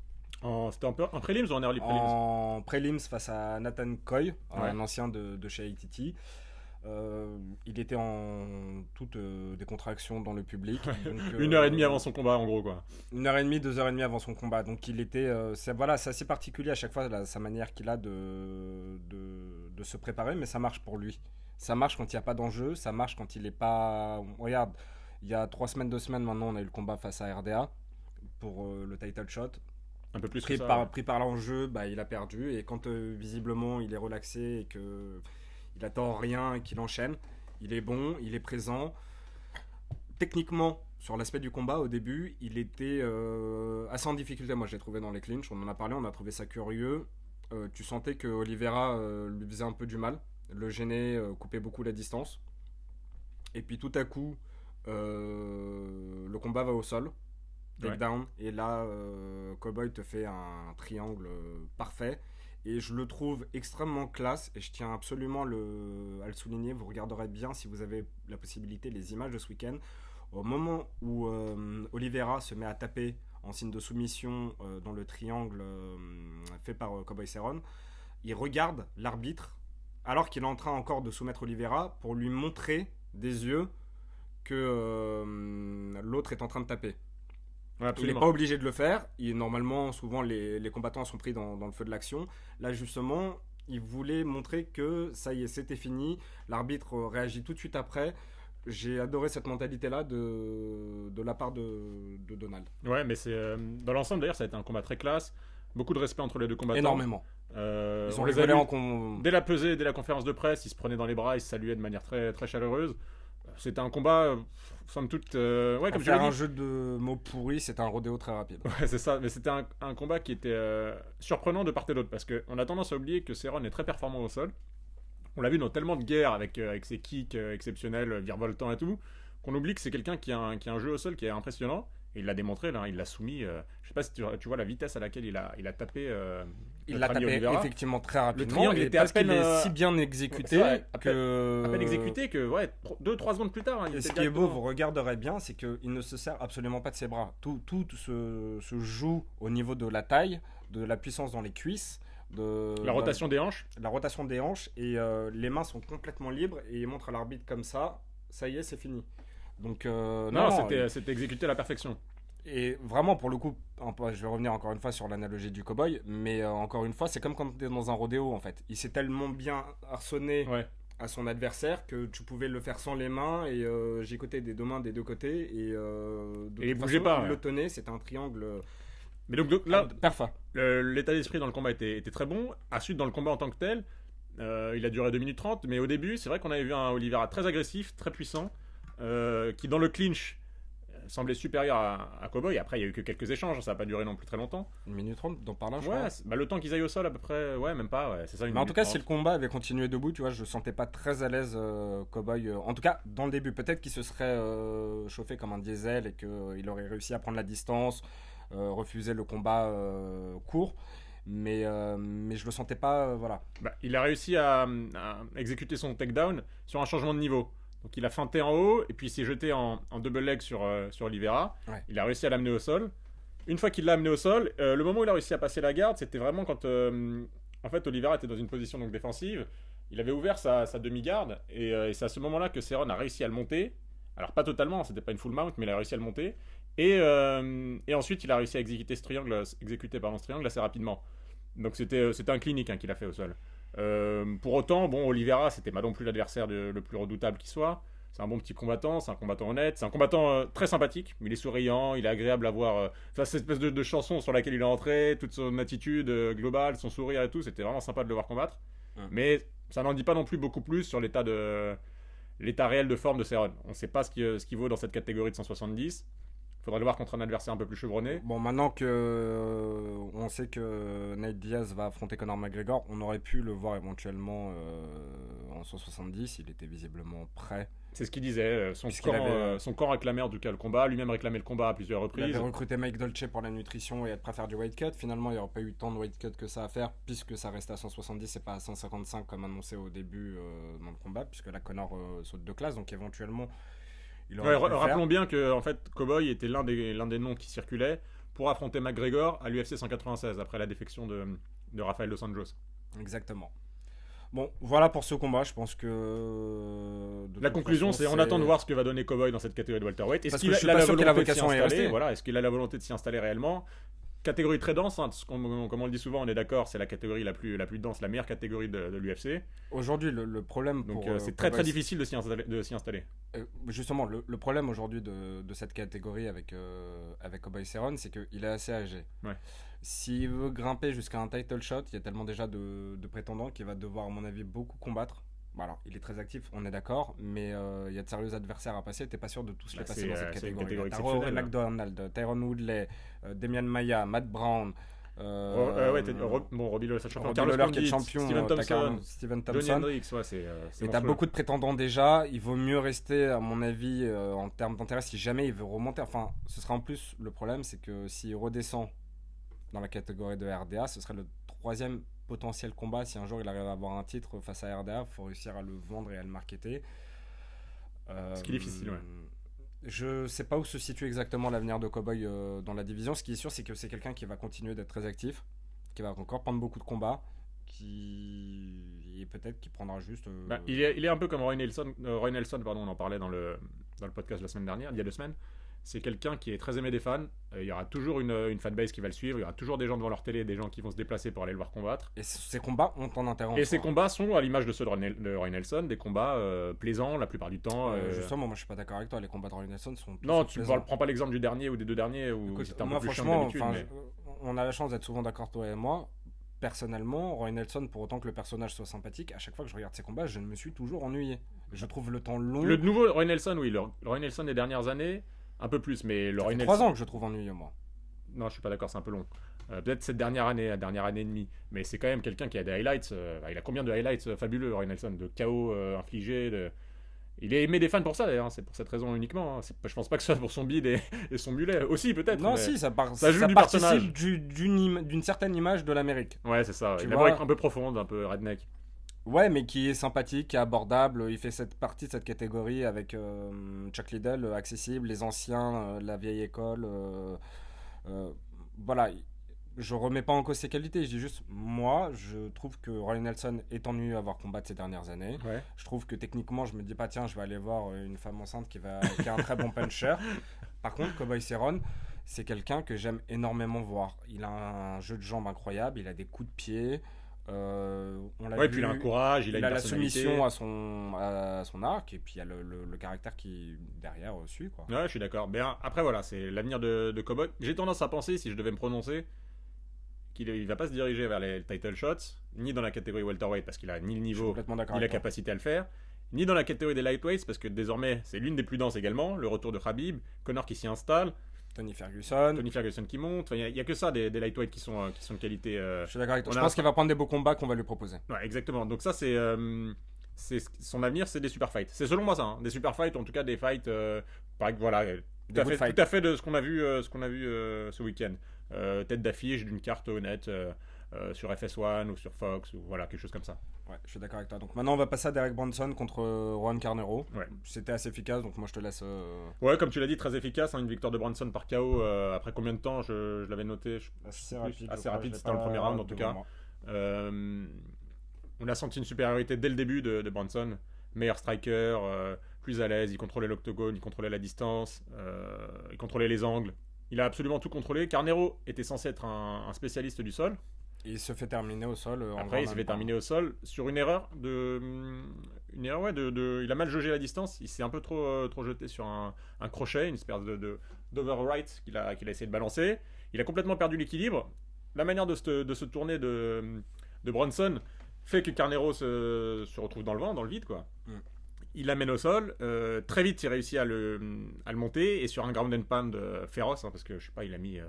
On avait peur d'ailleurs qu'il s'épuise à le terminer. Je sais pas, il a mis peut-être une quarantaine de coups pour le terminer. Mais c'est là que tu vois la différence entre des gens comme Rockhold et comme Conor McGregor et comme lui. Là, justement, ce qui m'a vraiment marqué dans ce combat-là, au moment de terminer le ground and pound, c'est que récemment, on a le ground and pound de Rockhold face à Weidman qui est féroce, redoutable, et qui va être efficace parce que ça va le permettre de le stopper assez vite. Ouais. Là, il met énorme. Alors, très gros cardio, très grosse rapidité. Je pense qu'il a perdu énormément en puissance et en précision. Je pense qu'il aurait dû, pour reprendre l'expression de Conor, privilégier la précision. À la puissance. En mettre moins. Non, parce que justement, il aurait pu allier la puissance. Mais là, il se précipitait, il faisait un enchaînement de 1, 2, 3, 4, 5, 6, 7, 8, 9, 10, et ça continue en fait. C'était un barrage de coups, un réel barrage de coups. Il y avait une intensité, alors effectivement, il a réussi, tant mieux, l'adversaire plie à la fin, mais t'es pas à l'abri à un moment donné d'être complètement vidé, que ton adversaire réussisse à retourner la situation au sol et fasse une tentative de soumission, et t'as tellement donné dans l'effort physique Ouais. que tu viens de faire, que tu peux te... Ouais, parce qu'on était encore assez tôt dans le round et même dans le combat, évidemment. Donc c'était une tactique difficile. Il a réussi à le terminer au sol, donc on peut pas dire que c'était la mauvaise. Et surtout, enfin, j'aime... Alors, c'est pas que j'aime pas, parce que c'est juste que c'est extrêmement violent, les coups de coude. Ouais. Mais quand tu es dans cette situation-là, tu penses au génie de John Jones. Il n'a varié aucun coup quand il était au Grand Pound. John Jones aurait mis les coudes. Ouais. Et les coudes sont beaucoup plus Et puis dévastateurs. surtout, John Jones aurait visé la totalité du buste. Et là, il a exclusivement visé le visage de son adversaire. Alors, tu tapes beaucoup dans les mains, dans les avant-bras, mais bonne victoire, grosse victoire, un peu lente, manque de variation de coups. Et après, je peux comprendre que quand tu es pris dans l'instant, tu es totalement dépassé par le fait de te dire. Il a vu est-ce une que je ouverture, varie il a eu l'odeur du sang et il s'est dit il faut que je le Mais- termine. Je continue quand même de penser que c'est justement là que se joue la différence entre un bon et un très grand. John Jones aura la précision, Ouais, mais c'est il va prendre le incomparable, temps. on parle de- Non, c'est ce ouais. que je te dis, mais c'est justement belle victoire, bonne victoire, et c'est intéressant justement techniquement de te dire voilà, t'as quelqu'un qui là s'acharne pendant je sais pas combien de coups il en a mis, mais je pense que c'était faramineux le nombre. Ouais. Et John Jones ou Conor McGregor qui vont privilégier moins de coups, plus de précision, plus de variation. Voilà. Bronson disait lui-même qu'il était à, je crois, 2 ou 3 combats d'un title shot. Alors on va voir si. Il est en middleweight, oublions pas que. C'est une catégorie qui est aussi assez dense malgré tout. Hein, ce c'est pas, week-end, c'est pas il y a une des gens catégorie devant lui, hein. facile. Et il y a des gens devant lui. Si pour moi, à mon sens, Tout on en dépend parlera évidemment tout à aussi l'heure. du retour éventuel de Romero. Hein. Ça va jouer dans la catégorie des middleweight. Exactement. Si sa suspension est réellement maintenue ou pas. On en parlera de toute façon dans la troisième partie, mais à mon sens, le vainqueur de Bisping contre Silva aura le title shot Le prochain. le prochain. C'est possible pour l'UFC 200. Et t'as aussi, Ah n'oublions non, pas quoique, Victor parce que Belfort. Whiteman Rockhold. D'ailleurs, il est officiel ou pas le Whiteman Rockhold pour l'UFC 199? Il est Ça y est, officiel. il est officiel. Donc Et non, il n'y a rien. surtout que pour t'as l'UFC aussi 200. un Victor Belfort, Lyoto Machida qui arrive. Donc, au classement, il y a des gens devant lui. Il est 12ème là, il est passé 12ème avec sa victoire, Bronson. Il estime être à 2 combats, 3 maximum. J'ai envie de d'un le voir title face shot. à un de mes préférés de cette catégorie. Alors, certes, un petit peu inconstant, mais Uriah Hall. Pourquoi pas. Mais pour lui, ce Uriah Hall est serait, numéro 11, non ouais, ce serait un combat, pour un Oui. adversaire de. Mais et quelqu'un qui est inactif aussi depuis très longtemps dans cette catégorie et Mais qui avait enchaîné dont j'attends beaucoup de le pouvoir. retour vraiment, c'est Tim Kennedy. Ah, Tim tu parles, Kennedy oui, fait oui. en ce moment son service parce qu'il est aussi soldat réserviste dans l'armée américaine, mais attention à pas l'oublier. Ouais. Donc on va passer au combat de Cody. Cody Garbrandt, Augusto Mendes. Ouais. Tu commences, je commence. Je sais que t'aimes beaucoup parler de Cody Garbrandt, c'est quelqu'un que t'aimes bien. Alors je peux te justement laisser, non, en fait. Bah, en tout cas, c'est. J'aime le combattant, Ouais, le combattant. c'est ce que me tu plaît. dis souvent. J'aime le combattant, j'aime pas trop le gars. J'adore le combattant, il me plaît énormément dans son style. Je déteste ses tatouages. Je déteste son caractère. Vous l'avez pu le voir dans Tough, le dernier Ultimate. La dernière saison. Ouais, avec Conor McGregor, il était dans la team d'Uriah Faber. Alors, il n'était pas dans la team en tant que combattant, mais il était en tant que membre du staff. Et on a pu le voir se chauffer et le jouer un peu le nerveux avec Conor McGregor pour rien, monter très vite. Ça me plaisait pas, mais il est très efficace dans l'octogone et ça j'adore. Et on a pu le voir, le combat contre Augusto Mendes. D'ailleurs, si tu peux me laisser juste préciser, c'est un combat qui a eu lieu à un catchweight, donc à un poids qui a été décidé entre les deux combattants de 142 pounds, 142 livres. Augusto Mendes a accepté, si je dis pas de bêtises, une semaine avant le combat, quelque chose comme ça, Ouais. une semaine, 8 jours avant le combat. Donc tout à son honneur. Hein. C'était vraiment pas facile. Et l'ancien adversaire de Cody est tombé malade de la fièvre dengue. Dengue ou un truc comme ça, ouais. Exactement, et il a dit je suis prêt à affronter n'importe qui, n'importe quand. Donc voilà, il a cette mentalité à la Conor que j'aime beaucoup. Il donne tout dedans, il est efficace, il était coaché par Brandon Gibson qu'on a eu en interview. Je vous encourage à la revoir. Allez voir l'interview. Si vous avez la possibilité sur YouTube. Il est bon, il est jeune, c'est un bantamweight. Il a 24 ans, il fait partie de la team Alpha Male. Encore une fois, extrêmement chargée cette team dans cette catégorie-là. N'oublions pas qu'il y a Uriah Faber qui est dedans. Qui Ouais. doit affronter normalement Ouais. Dominic Cruz. Il y a anciennement TJ Dillashaw qui était un ancien de... ennemi. T'as Benavidez qui peut faire des allers-retours, mais bon là qui n'y est plus. À suivre, jeune combattant très intéressant. Bah, c'est la performance en tant que telle. Ce qu'on peut dire, c'est que il affrontait un champion du monde de Jiu-Jitsu. brésilien. Donc Augusto Mendes, on entend souvent des gens dans l'UFC ou dans le monde du MMA dire ouais, il a une ceinture noire de jiu-jitsu. Bon, c'est très bien, hein, attention, on n'est pas du tout en train de dire que c'est pas quelque chose de bien, c'est exceptionnel. Mais il y a une différence entre être ceinture noire de jiu-jitsu, comme vous et moi on pourrait être ceinture noire de jiu-jitsu, et être champion du monde de jiu-jitsu. C'est complètement différent. C'est-à-dire que c'est vraiment, c'est même plus la crème de la crème, c'est le meilleur du monde en jiu-jitsu, tout simplement. Voilà. Augusto Mendes est champion du monde de jiu-jitsu. Donc c'est ce niveau-là On de. refait une annonce pour les gens qui ne l'ont pas compris. Augusto Mendes est champion du Voilà, monde ouais. de jiu-jitsu. Il faut bien juger la différence. Il y a champion du monde de jiu-jitsu et il y a ceinture noire de jiu-jitsu. Donc c'est exceptionnel au sol. Cody Garbrandt, il redoutait énormément Augusto avant le combat à ce niveau-là. Et c'est logique. Clairement, il a refusé d'aller au sol. Il a refusé d'aller au sol. À un moment, on l'a vu d'ailleurs. Il s'est laissé se reculer pour qu'il se lève. Il a fait relever l'adversaire. Donc c'était une crainte qu'il avait. Ensuite, au niveau du striking, là, en revanche, il n'y avait pas photo. Garbrandt, il est supérieur, il était plus puissant, plus précis, plus athlétique. Et il était dans son style typique de finition des adversaires qu'il a eu déjà dans ses combats à l'UFC. Il les termine avec un enchaînement de droites debout. C'est ça exactement, des droites, une combinaison de 2-3 coups. Là, je crois qu'il a terminé avec un direct du droit. Enfin, le coup qui a vraiment. C'est le direct du droit qui l'emmène au sol. Qui l'a vraiment emmené au sol, qui l'a knockdown. Donc c'était un combat honnête. Garbrandt, il a à suivre. Maintenant, je crois qu'il a 3-0 à l'UFC. Exactement. Donc c'est un combattant qui monte dans la catégorie bantamweight. On va voir ce que ça va donner. Il est à 8-0 au total dans son record maintenant. 8-0 en pro et 3-0 à l'UFC. On va bien voir ce que ça va donner. Mais c'est un combattant vraiment, vraiment à suivre. Moi, j'aime bien le personnage. Il a une bonne boxe. Voilà, il fait partie de tous ces petits jeunes de chez Team Alpha Male avec Paige VanZant, anciennement TJ Dillashaw, qui assurent une nouvelle relève dans cette division-là, qui sont intéressants à suivre. On aura Jimmy Rivera aussi en interview très bientôt. En interview bientôt. Il y a du monde, il y a des jeunes, il y a aussi celui qui a re-signé Aljamain Sterling. Sterling, ouais.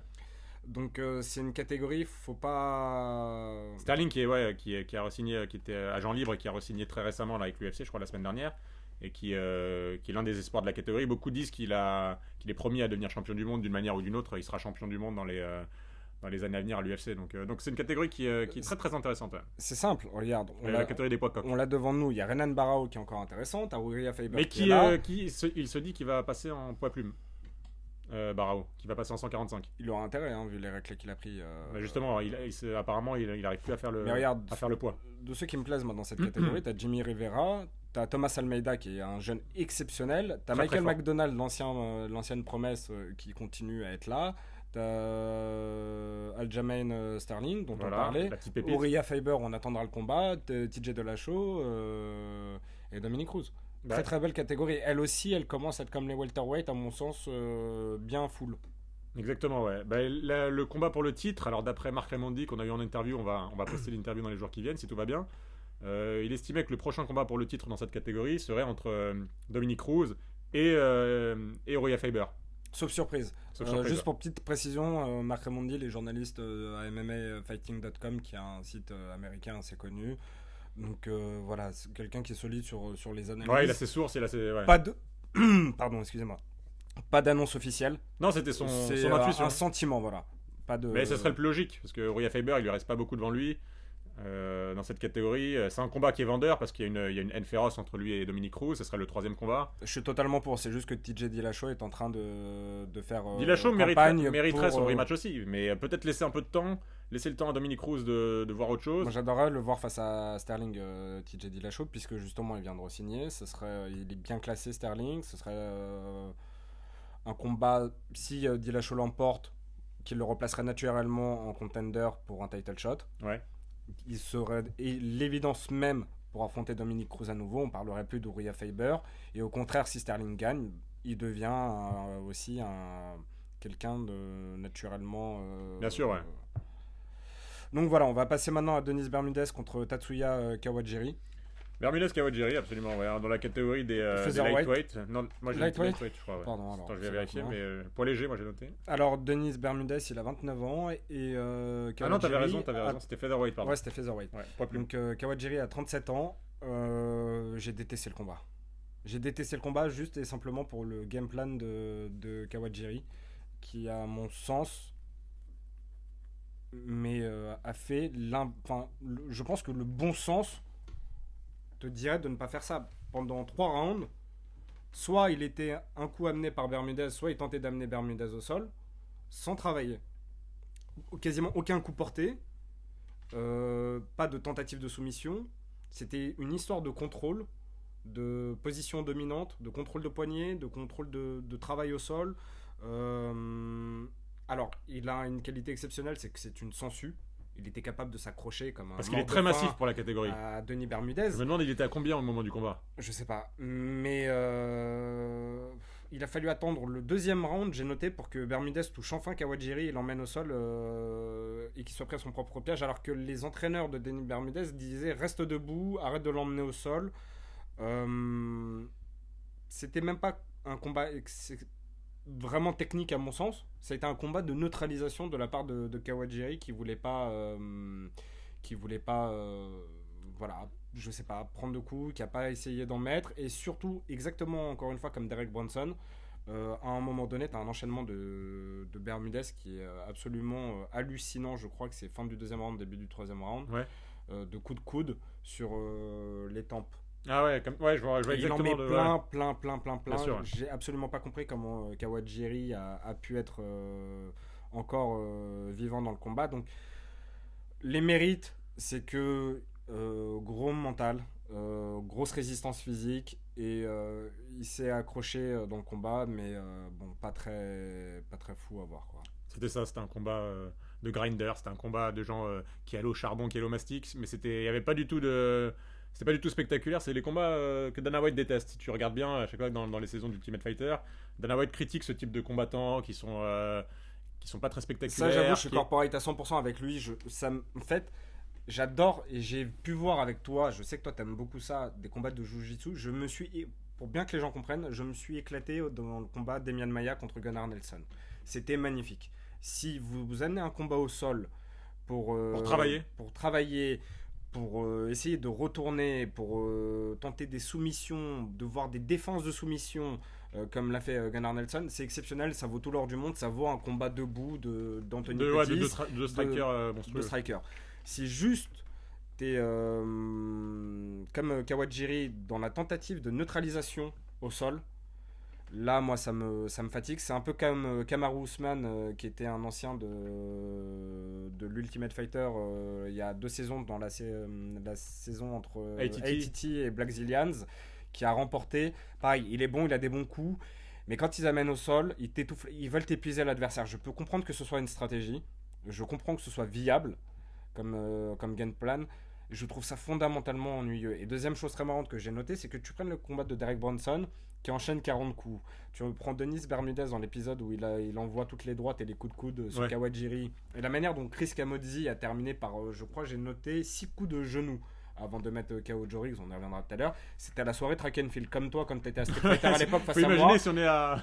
Sweb, sa spécialité à l'époque quand on jouait à... La fois appuyée à fond, Street Fighter, c'était simple, il me faisait une seule et même technique, carré pendant tout le truc, il me déchirait ma barre de vie, et le combat était terminé parce qu'il avait trouvé la seule et bonne technique qui avait fini. Et en fait, c'était ça, cette UFC, c'était ça, globalement en Fight Night. Ils ont enchaîné ils ont trouvé, et ils ont eu le cardio nécessaire pour enchaîner les coups, que ce soit Derek Brunson, Chris Camozzi et tout, ils ont tous à un moment donné, ils sont rentrés dans la même attaque. Dans la même optique, ouais. Mais sur ce combat-là, tu parles beaucoup de Kawajiri. J'ai envie de parler surtout de Bermudez, parce que si Bermudez avait voulu être plus offensif, le combat aurait sans doute été totalement différent. Le truc qui s'est passé, c'est que Bermudez, il a expliqué, d'ailleurs c'est à la fin au micro de John Anik, il a expliqué qu'il voulait être moins agressif que pour ses 2 derniers combats, qu'il a perdu. Les combats qu'il a perdus contre Ricardo Lamas et contre Jeremy Stevens. Pour la bonne et simple raison que c'était 3 défaites de rang à l'UFC, ça peut te coûter ta place dans le roster. Donc lui, il s'est dit, là, si je perds encore une 3e fois, de suite, je vais me faire virer de l'UFC. C'est ça, il est arrivé avec cette peur au ventre. Mais moi, Bermudez, j'ai aucun reproche à lui faire dans le combat. Le reproche que j'ai à faire, c'est à Kawajiri. Parce que quand Kawajiri se met souvent en position dominante ou arrive à bloquer Bermudez dos à la cage, il ne profite pas de la situation. Il ne tente aucune attaque. Ils l'ont dit, d'ailleurs ils l'ont souligné à l'UFC, les commentateurs dans les stats. Dans le premier round, je crois qu'il a quasiment porté aucun coup Kawajiri. Donc moi je reproche pas Bermudez. Je peux comprendre que quand tu es en fin de contrat, tu es peur pour ta place, tu veuilles sortir avec une victoire et que tu aies les enjeux futurs en tête. Ça c'est normal, c'est humain. Ce que je ne comprends pas, c'est quand tu es Kawajiri, pourquoi est-ce que tu n'essayes pas d'être plus actif et de travailler, emmène ton adversaire au sol, d'accord. Il estimait qu'il ne pouvait pas échanger avec Bermudez debout. Et je pense qu'il avait pas tort. Mais qu'est-ce qui l'empêchait de travailler au sol? peut-être l'incapacité de le faire, je sais pas, je connais pas son niveau réel de Kawajiri. C'est un combattant que je connais pas beaucoup. Pour ce qui est de Bermudez, il a estimé que c'était le risque qu'il a pris dans les 2 combats précédents qui l'a fait perdre. Donc il voulait plus prendre ce risque, plus prendre de risque du tout, assurer un combat, assurer une victoire, c'est ce qu'il a réussi à faire. C'était une décision, il a gagné 29-28 à l'unanimité des 3 juges. Malheureusement, c'était pas très spectaculaire pour nous spectateurs d'un point de vue extérieur, mais je comprends tout à fait cette posture. C'est dommage, mais compréhensible. Bon, on va passer à Chris Camozzi contre Joe Riggs. Chris Camozzi, Joe Riggs, absolument, ouais. Magnifique combat. Ouais. Rapide, efficace. De toute façon, les combats dont on vous parle depuis tout à l'heure ont pas duré longtemps, à part le Bermudez Kawajiri, effectivement, mais ils ont tous été efficaces. Premier round, Camozzi touche Riggs, l'attrapant en clinch. Il multiplie les coups de genoux. Voilà. Il y en a 6, je les ai comptés, jusqu'à la fin. Et, sur ce combat, il a duré 26 secondes. Donc, Camozzi, c'est quelqu'un qui. Il vient. C'est un vieux routier de la catégorie des middleweight. Pas si vieux, 29 ans. Hein. Mais il a beaucoup de combats derrière. On a l'impression que ça fait 15 ans qu'il est dans la ligue. Et il expliquait qu'il avait pris Loren Lando. Alors, c'est un coach de strength et conditioning. Donc, on pourrait traduire ça comment ? C'est un coach préparateur physique. Et il dit que ça s'est ressenti immédiatement, qu'il a jamais été aussi bien de sa vie, qu'il est à son pic de forme. Il a 29 ans, donc c'est la force de l'âge. Et donc c'est Loren Lando, et ça s'est vu, après 26 secondes, c'était un combat très rapide, hein, mais c'est vrai que ça s'est vu, il dégagé une certaine puissance, il dégagé une férocité, et il a même brisé l'avant-bras de son adversaire. Hein. Alors je sais pas, les gens ils reverront le combat, mais en fait il a attrapé au clinch, après avoir secoué Joe Riggs avec un crochet. Joe Riggs était un petit peu dans les vapes, et là il l'a attrapé à ce moment-là au clinch, et puis là on commençait à enchaîner les coups de genoux, donc il en a enchaîné 6, toi tu dis. Et Joe Riggs réussissait à se protéger comme ça, avec ses avant-bras, mais sauf qu'au moment de se protéger, la violence des coups de genoux de Camozzi a fait péter l'avant-bras gauche ou droit, je sais plus, de Joe Riggs. Donc c'est comme ça en fait qu'il a gagné, c'était un KO technique, et il lui a brisé l'avant-bras, à force de le matraquer avec des coups de genoux. Donc il dégageait une très très grosse puissance. Bon, c'est un combattant qui n'a pas non plus un avenir spectaculaire dans la catégorie, on va pas se mentir. Mais Camozzi, c'est un bon petit combattant de la catégorie, moi c'est quelqu'un que j'aime bien. Et ça faisait plaisir de le voir performer comme ça à 29 ans. C'est un combattant solide, un combattant honnête. On va voir ce que lui réserve l'avenir. Mais c'était plutôt pas mal. D'accord, bah écoute, on va passer au dernier combat. Ouais, dernier combat, ouais. Strickland contre Alex Garcia, c'était 2 prospects, de nouveau, en welterweight. Il y avait un avantage de taille pour Strickland qui a 24 ans, qui a été un beau combattant, qui a gagné. Ouais. Dans le premier round, il a pris son temps, il a contrôlé un petit peu. Et puis, dans le troisième round, à force de travailler en boxe, il a réussi à mettre KO Alex Garcia. Moi, j'ai envie de le revoir. C'était pas spectaculaire, mais il m'a donné envie de m'intéresser à lui, de voir les prochains. Je suis très très d'accord, ouais. De voir les prochains combats. J'ai beaucoup aimé moi, sa performance. Pareil, il est jeune. Donc 24 ans, ça lui laisse du temps, même si la catégorie est chargée. Mais voilà, il y a Mickey Gall qu'on a. Il y a une autre catégorie auparavant. Je crois pas qu'il ait toujours été en welterweight. Je vais te dire ça. Je suis pas sûr, mais regarde. Je crois qu'il était aussi en middle à un moment. En jeune, il y a. Ouais, c'est son 3e combat en welterweight. Auparavant, il était en middle pendant tout le reste de sa carrière professionnelle. Il était en middleweight. Mais il fait partie de ces jeunes, tu vois, intéressants. Il y a Mickey Gall qu'on a interviewé. Il y a du monde. Enfin, il y a une petite relève aussi. Ça va monter tranquillement. Bien sûr. C'est un sport qui se développe encore énormément. Hein. J'ai beaucoup apprécié. Il y avait rien de spectaculaire, mais gardez-le sur le radar. Je pense que ça peut être intéressant à l'avenir. Il va prendre. Pour situer un peu le combat, c'était un combat qui était entre 2 adversaires qui étaient à 3-1 de record de palmarès avant le combat. Donc c'était un combat fondamental dans la carrière des deux. C'est un combat qui allait soit les propulser, soit vraiment les maintenir dans le rang de petits combattants honnêtes sans plus, comme il y en a dans d'ailleurs, le Alex roster de Garcia l'UFC. je sais pas si t'as vu, coaché par Firas Zahabi. Ouais. En ce moment, il a pas beaucoup de chance parce que beaucoup de ses combattants malheureusement, il perdent. Comme Aubin Mercier avait perdu. Enfin, je les ai pas tous en tête, mais là, je sais que toi et moi, on l'a vu à chaque fois.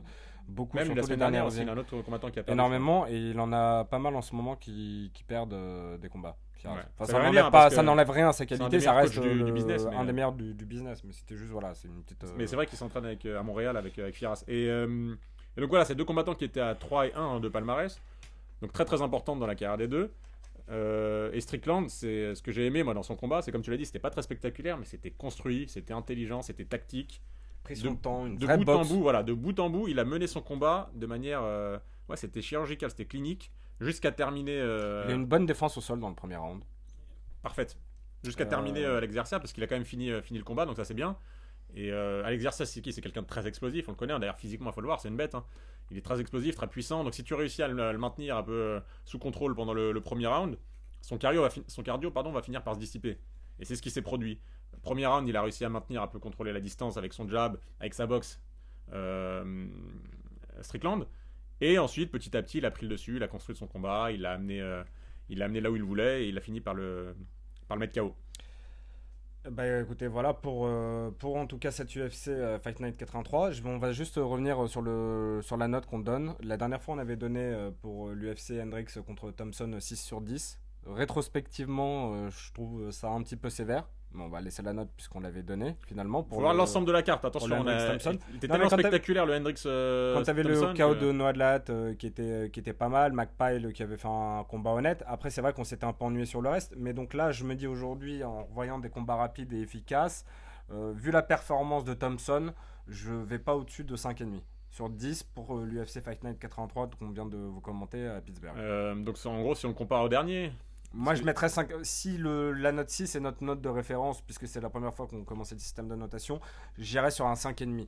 Parce que mettre une meilleure note à celui-là, alors qu'il y a eu la performance de Thompson qui est exceptionnelle face à Hendricks. Je suis d'accord. Voilà. Il n'y avait rien de transcendant par rapport à. Des bons combats, efficaces, rapides, plaisants à voir, mais on ne s'est pas levé de notre siège en hurlant. Ouais, 5,5, 6. Même si on aurait quasiment pu mettre 6 aussi, mais c'est vrai qu'il était un peu moins bien que l'autre. Donc, ouais, 5,5, je suis d'accord. Eh ben écoute, on va attaquer maintenant la troisième partie de l'émission avec l'UFC Fight Night 84 à Londres ce week-end. Donc le retour de l'araignée, Silva contre Bisping, le Duc. Ça c'est un combat qu'on attend. Ça aura lieu à l'O2 Arena. Ouais.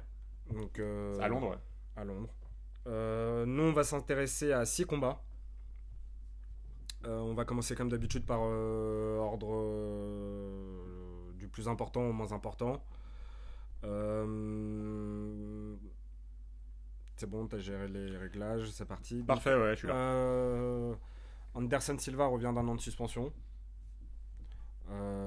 Bisping est plutôt en bonne forme. Il a eu une petite opération au coude il n'y a pas longtemps, mais visiblement il s'en est bien remis. Et il sortait d'une victoire face à Thales Leites et CB Dalloway. Et justement, sa dernière défaite, c'était contre Luke Rockhold en 2014. Pour moi, je vais te laisser d'abord faire l'analyse technique et après je prendrai la suite, mais avantage Bisping. On en parlait avec qui récemment qui nous disait qu'il voyait Bisping aussi. On a parlé avec. J'en ai pas le moindre souvenir, je suis désolé, je peux pas t'aider sur ce coup-là. Mais Bisping. Je suis tout emmêlé. Peut-être Marc Raimondi. Possible, ouais, possible que vous n'ayez pas encore vu l'interview, elle va bientôt arriver. Ça m'a surpris. Moi, j'ai toujours du mal à parier contre Anderson Silva. Il est tellement exceptionnel, on a tellement de souvenirs, tellement d'images d'Anderson Silva au sommet et tout. Alors moi, c'est toujours difficile de parier contre lui. Je vais mettre les pieds dans le plat. Pour moi, je respecte énormément le combattant. C'est absolument pas le meilleur et le plus grand de l'histoire de ce sport. Ah bon? Non. Non, et quand tu vois la simplicité avec laquelle Weidman l'a eu. Ouais, mais pour moi, il l'a eu sans l'avoir. Il l'a jamais vraiment eu. Il l'a eu sur un Anderson Silva qui faisait le con à sortir son coup, Anderson son Silva coup comme ça. Et alors, Anderson Silva est tombé. Et puis la deuxième fois, il s'est brisé la jambe. Anderson Silva, techniquement, est tombé face à Weidman de la même manière que Anderson Silva battait ses adversaires. Il est tombé à son propre jeu. Ouais. Il a toujours réussi à attraper le menton de ses adversaires. Il l'a fait, il s'est fait attraper. Mais, en quelque sorte, il n'a pas combattu sérieusement, si je puis dire. C'est ça, moi j'ai en tête. Il a manqué de respect à. Il a manqué de respect au sport, même, pas forcément à Weidman. Mais ça a toujours été son style. C'est pour ça que moi j'ai jamais aimé ce style bras ballants à provoquer l'adversaire. Il a pris la monnaie de sa pièce. Ouais, là-dessus, ouais, on peut le dire, c'est le karma. Mais pour autant, ouais, je sais pas, moi j'ai des images tellement spectaculaires de lui en tête, tellement de souvenirs. J'ai du mal à parier contre lui. Ensuite, Mike Bisping, c'est un bon menton, c'est un vrai boxeur, dur. Dur au mal. Bisping, beaucoup de gens disent, c'est une phrase qui revient, je crois que c'est Vincent Parisi qui disait ça, et puis plus récemment, je crois Marc Raimondi également. C'est le plus grand welterweight qui n'ait jamais eu de title shot. C'est le gars qui est dans la catégorie depuis la nuit des temps, qui a affronté tout le monde, mais qui n'a jamais eu sa chance pour un title shot. Donc, ça peut éventuellement le propulser vers ce fameux title shot dont il rêve. Hein. Lui, il ne combat plus que pour ça. L'argent, il est un peu âgé maintenant, donc mais que pour ça. Il est moins âgé que Silva, mais il est un petit peu âgé. Ouais, il est un petit peu âgé. Il a 36 ans maintenant. Voire, je crois, il est sur quasiment. Il va faire ses 37 à la fin du mois. Mais paradoxalement, paradoxalement, tu le sens tout à fait à l'aise, en bon état d'esprit. On a vu des phases très marrantes cette semaine. Je sais pas si vous avez pu voir durant la semaine où il a croisé Anderson Silva, ils se sont chauffés. Dans quoi, c'est dans Embedded? C'est pas Embedded parce que là ils sont en train de les faire. Il y a eu le premier épisode qui était sorti hier, mais c'était à un moment donné, il y avait un extrait. Je crois ils étaient encore à Los Angeles les deux en train de s'entraîner parce que si je dis plus de bêtises, Bisping vit à Anaheim, à côté de Los Angeles. Ouais. Et ils se sont croisés sur un entraînement dans une salle commune. Et en fait, les deux se sont parlé, se sont approchés. Bon, après, Bisping a chauffé énormément à la fin, mais tu le sens à l'aise. Dans le trash talking de Bisping face à Luke Rockhold quand il s'était affronté en Australie, à Sydney, il n'était pas à l'aise. Il était très énervé, il était sur les nerfs, tu le sentais frustré. Là, je le sens détendu, relâché, il a hâte de l'affronter, il a envie depuis longtemps. Il sait que c'est pour le moment le plus grand nom qu'il aura à son tableau de chasse là. Qu'il aura son tableau de chasse parce qu'il a quand même perdu face à Chael Sonnen, il a perdu face à Luke Rockhold, il a perdu face à Tim Kennedy, il a une victoire face à Brian Stann qui est pour le moment à mon sens le plus gros nom qu'il a accroché à son tableau de chasse. Quasiment. Sauf si on compte Chris Leben. Ouais. Mais ça remonte, c'était UFC 89. Ouais, c'était il y a très très longtemps. Écoute, Bisping confiant face à Silva. Je crois qu'on en parlait, pardon, j'ai dit Marc Raimondi, mais je crois que c'était peut-être avec Patrick Coté qu'on parlait d'Anderson Silva. Il y avait une espèce de mystique. C'est sûr qu'on en a parlé avec. Il y avait une espèce de mystique avec Patrick Coté, avec Anderson Silva. Et c'est ce que disait Patrick Coté. Il disait, je suis l'un des premiers qui ait combattu Silva sans avoir peur. Et Bisping, désormais, combat Silva, qui a perdu de sa superbe, qui a perdu de ce côté magique, sans avoir peur. Et peut-être même en ayant la conviction qu'il allait gagner le combat, qu'il va gagner ce combat. C'est ce qu'on peut dire maintenant d'Anderson Silva. Il est vieillissant. Mais pour moi, effectivement, il n'y a aucune mystique là sur. Bah oui, mais moi j'arrive pas. Je suis désolé. Ça n'efface pas ces 2-3 dernières années avec toutes ces histoires, son cas de dopage et.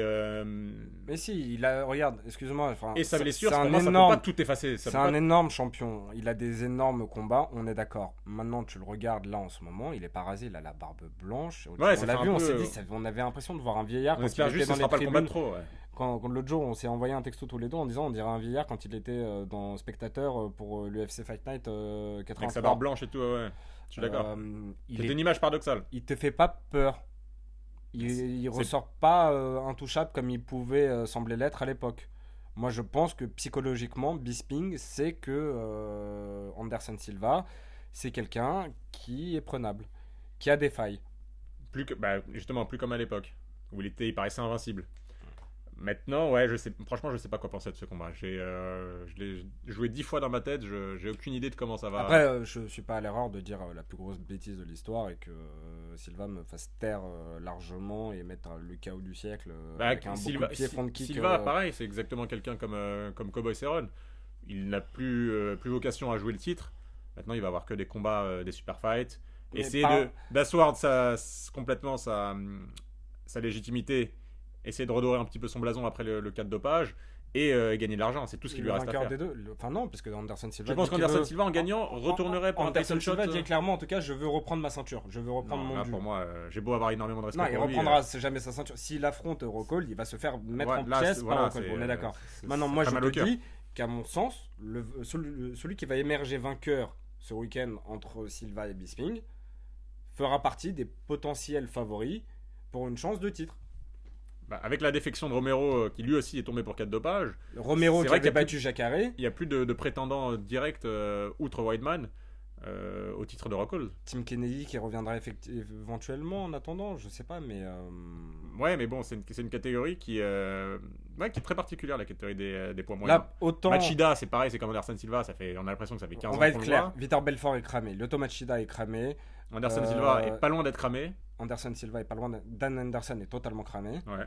Malgré les belles performances, Uriah Hall peut continuer à monter s'il arrive un jour à être moins Un peu plus irrégulier, constant, un peu consistant. meilleur au sol. Il y a Gerard de Moussassi qui est Mais intéressant. qui n'est pas transcendant pour moi. C'est un combattant très intéressant. Hein. Voilà, qui est entre top 8 et top Voilà, 4 je au le vois mieux pas de jouer la ses ceinture, possibilités. Michael Bisping et Tim Kennedy, pour moi, seront naturellement vers les 3e et 4e places en montant. Ouais. Mais là, par contre, à l'inverse de la catégorie bantamweight, de la catégorie lightweight, featherweight et welterweight, il manque énormément de relève.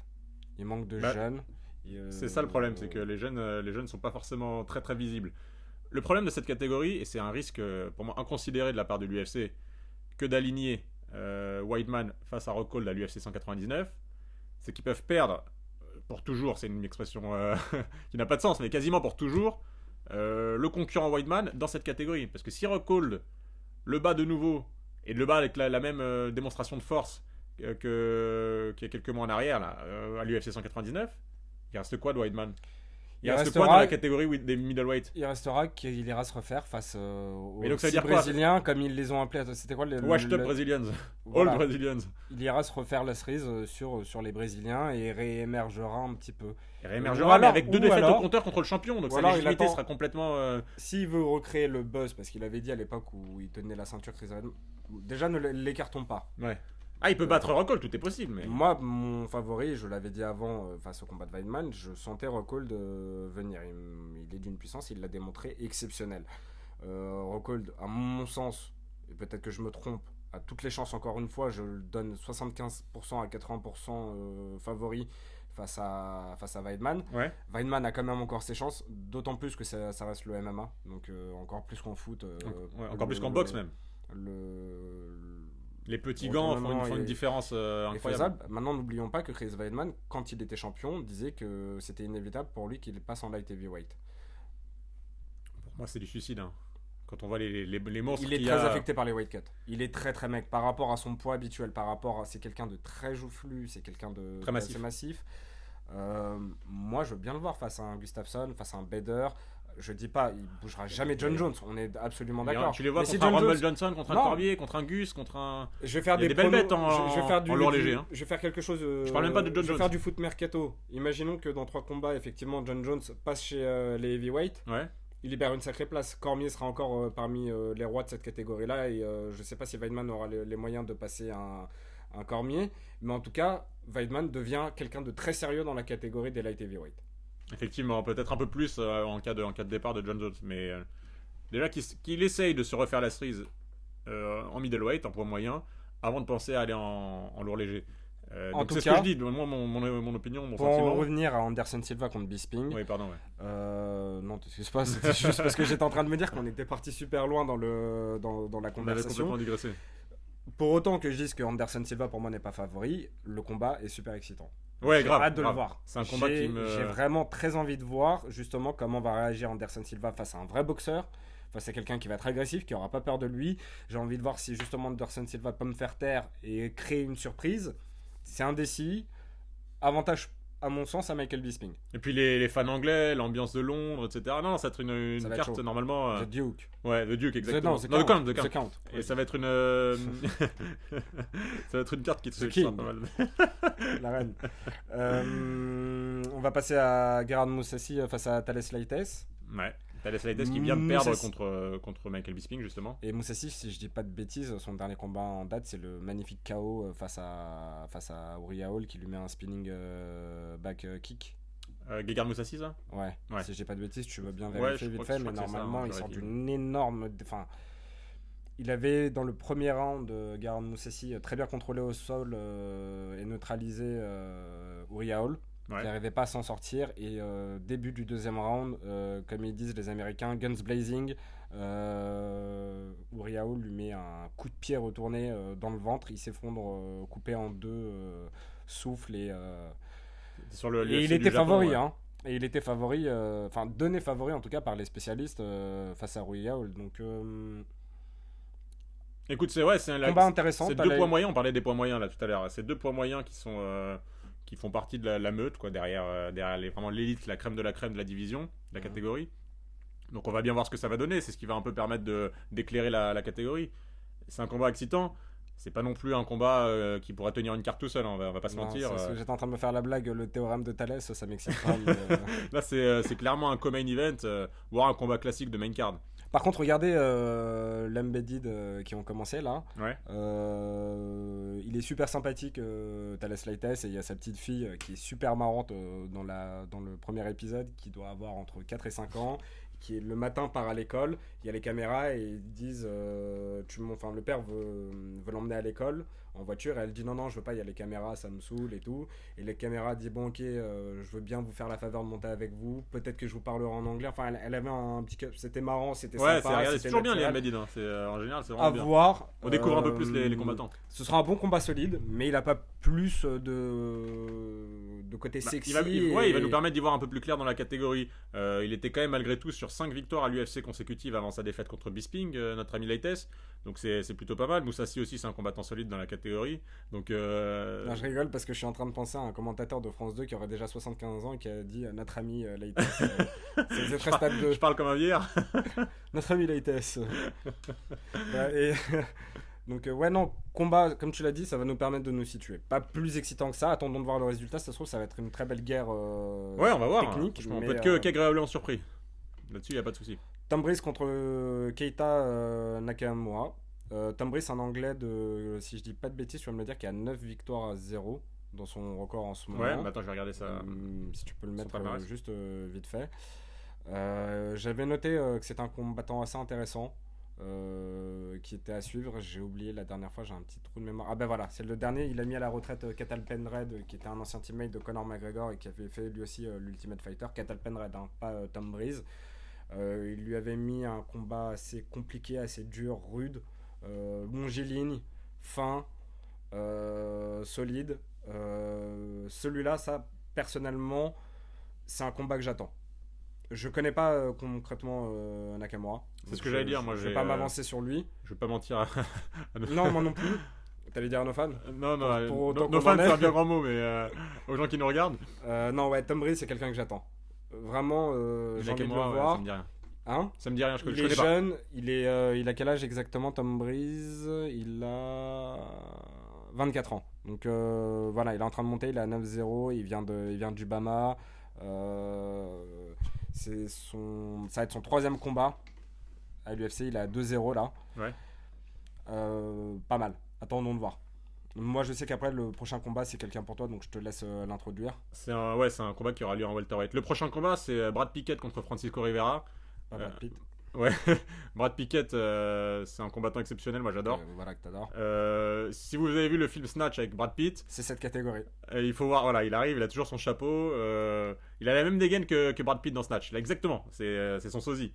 Et il va toujours au charbon, c'est un combattant courageux, c'est un combattant spectaculaire. Il est marrant, c'est un anglais, donc il a une personnalité un peu déjantée et tout. Supporter de Tottenham. Non, franchement, c'est quelqu'un que j'aime bien. Après, il a pris un KO au cours de son dernier combat. L'un des plus spectaculaires de l'année dernière, c'était un flying knee, un coup de genou volant de Thomas Almeida, si je dis pas de bêtises, qui était terrible. Thomas Almeida. Et pourtant, c'est un combat que Brad Pickett réussissait quasiment à dominer, j'allais dire. En tout cas, qui était plutôt bien parti pour lui. Ouais, mais face à un jeune Thomas Almeida qui est quand même c'est un loup, ce Thomas Almeida. Ouais. Il est sans pitié, il est efficace. Souvent, il est en difficulté dans des combats. Mais il réussit toujours à s'en sortir. Mais il s'en sort. Il a une fulgurance et une capacité à encaisser. Et quand tu le crois perdu, il revient. Là, Brad Pickett, attention à lui, il est sur une série de 3 défaites. C'est ce que j'allais dire. Le problème, c'est ça. C'est qu'il est vieux. Il a 35 ou 36. Il est... 37. À 37 même, ouais. Je le voyais plus jeune. Et il a 37 ans, il est de 78.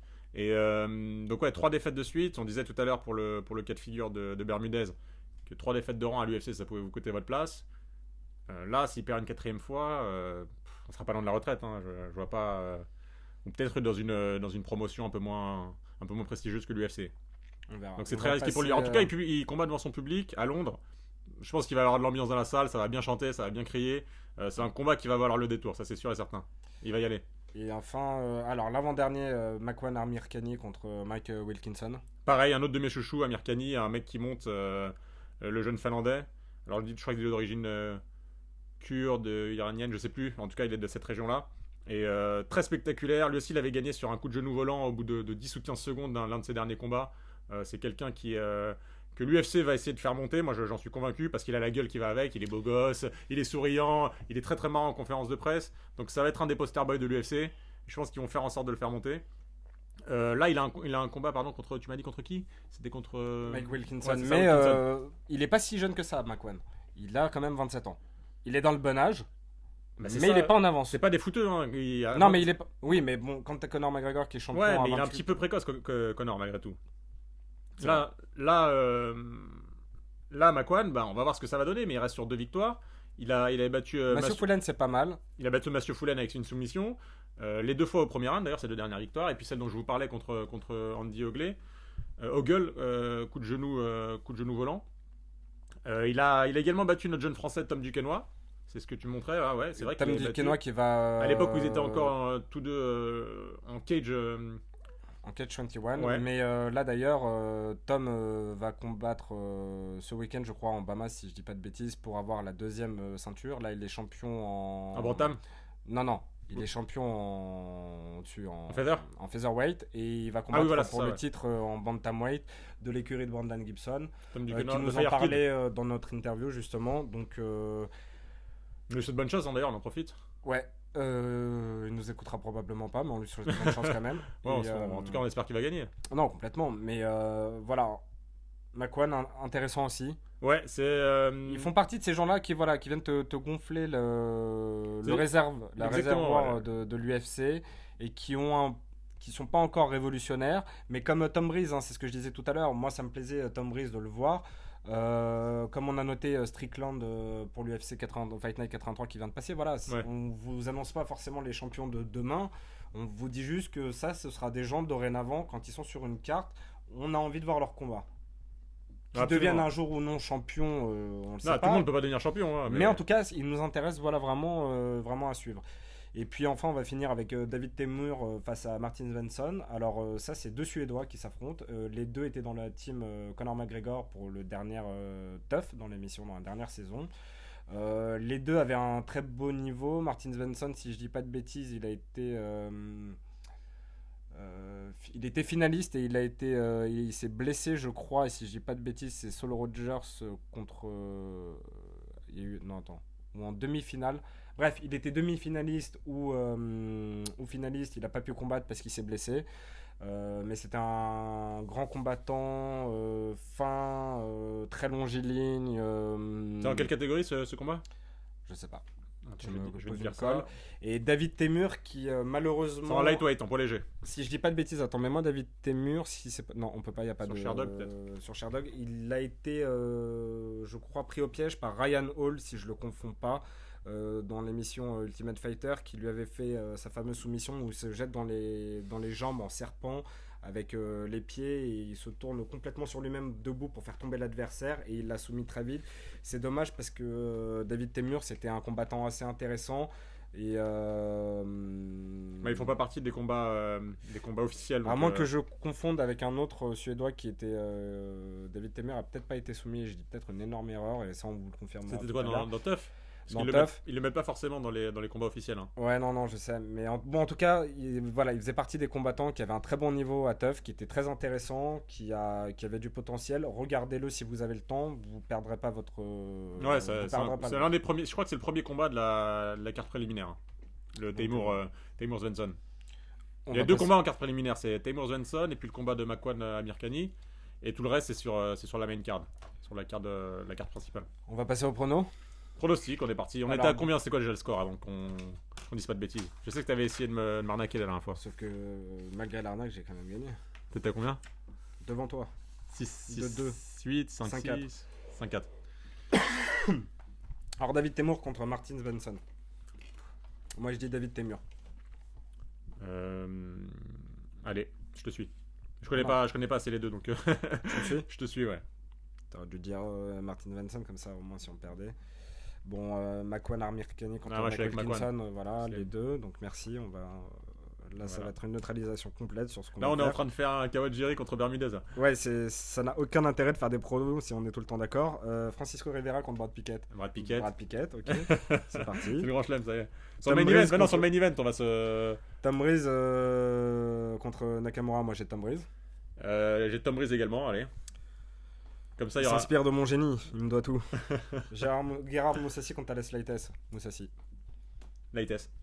Enfin. Et Anderson Silva contre Bisping. Moi j'ai Bisping, toi t'as J'ai Anderson Silva. On prend des risques, on vit avec nos risques et on meurt avec. On va bien voir. Donc voilà, pour les news, on vous en fait pas parce qu'on a fait la première partie de l'épisode La spéciale Octogone Podcast qui a eu les gentillesses de nous accompagner. Donc on vous a débriefé long en large. L'UFC 196, ouais, et Nate Diaz. Connard. On vous dit à très vite déjà pour un nouvel épisode de MMA Time. On viendra faire le débriefing de cette carte de l'UFC Fight Night 84.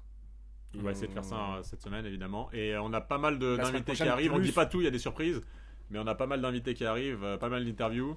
Du français, de l'américain. Donc normalement ça va être pas mal. N'hésitez pas à nous suivre sur Twitter. Le compte c'est MMA Time Paris. Ouais, ça sur Facebook aussi, vous pouvez nous retrouver sur le compte MMA Time. Et sur Instagram, je crois que c'est quoi Instagram, c'est MMA Time. MMA _ Time. _ Time. Et sur YouTube, MMA Time. Vous tapez épisode, c'est plus facile pour nous trouver parce que des fois c'est encore un peu long. Sinon, j'ai une petite technique pour nous trouver. Vous tapez MMA Time dans la barre de recherche YouTube et ensuite vous classez par chaîne. Et c'est le logo avec le point comme ça qui. Le point en avant un peu bleu, donc vous allez le trouver facilement. Et puis quand même dans l'épisode prochain de la semaine prochaine, je me répète beaucoup, pour l'UFC Fight Night 84, on fera le débrief, mais on reviendra sur l'UFC 196. Ouais, bien sûr, on préparera un petit peu de toute la carte, mais de toute la carte parce que pas que de Conor ni de Nate Diaz. Il y a d'autres choses intéressantes sur cette carte à dire. Donc voilà, écoutez, merci à tous de nous avoir suivis pour aujourd'hui. On espère que vous avez pris du plaisir comme nous et puis on vous dit à bientôt. Allez, salut tout le monde. Bye.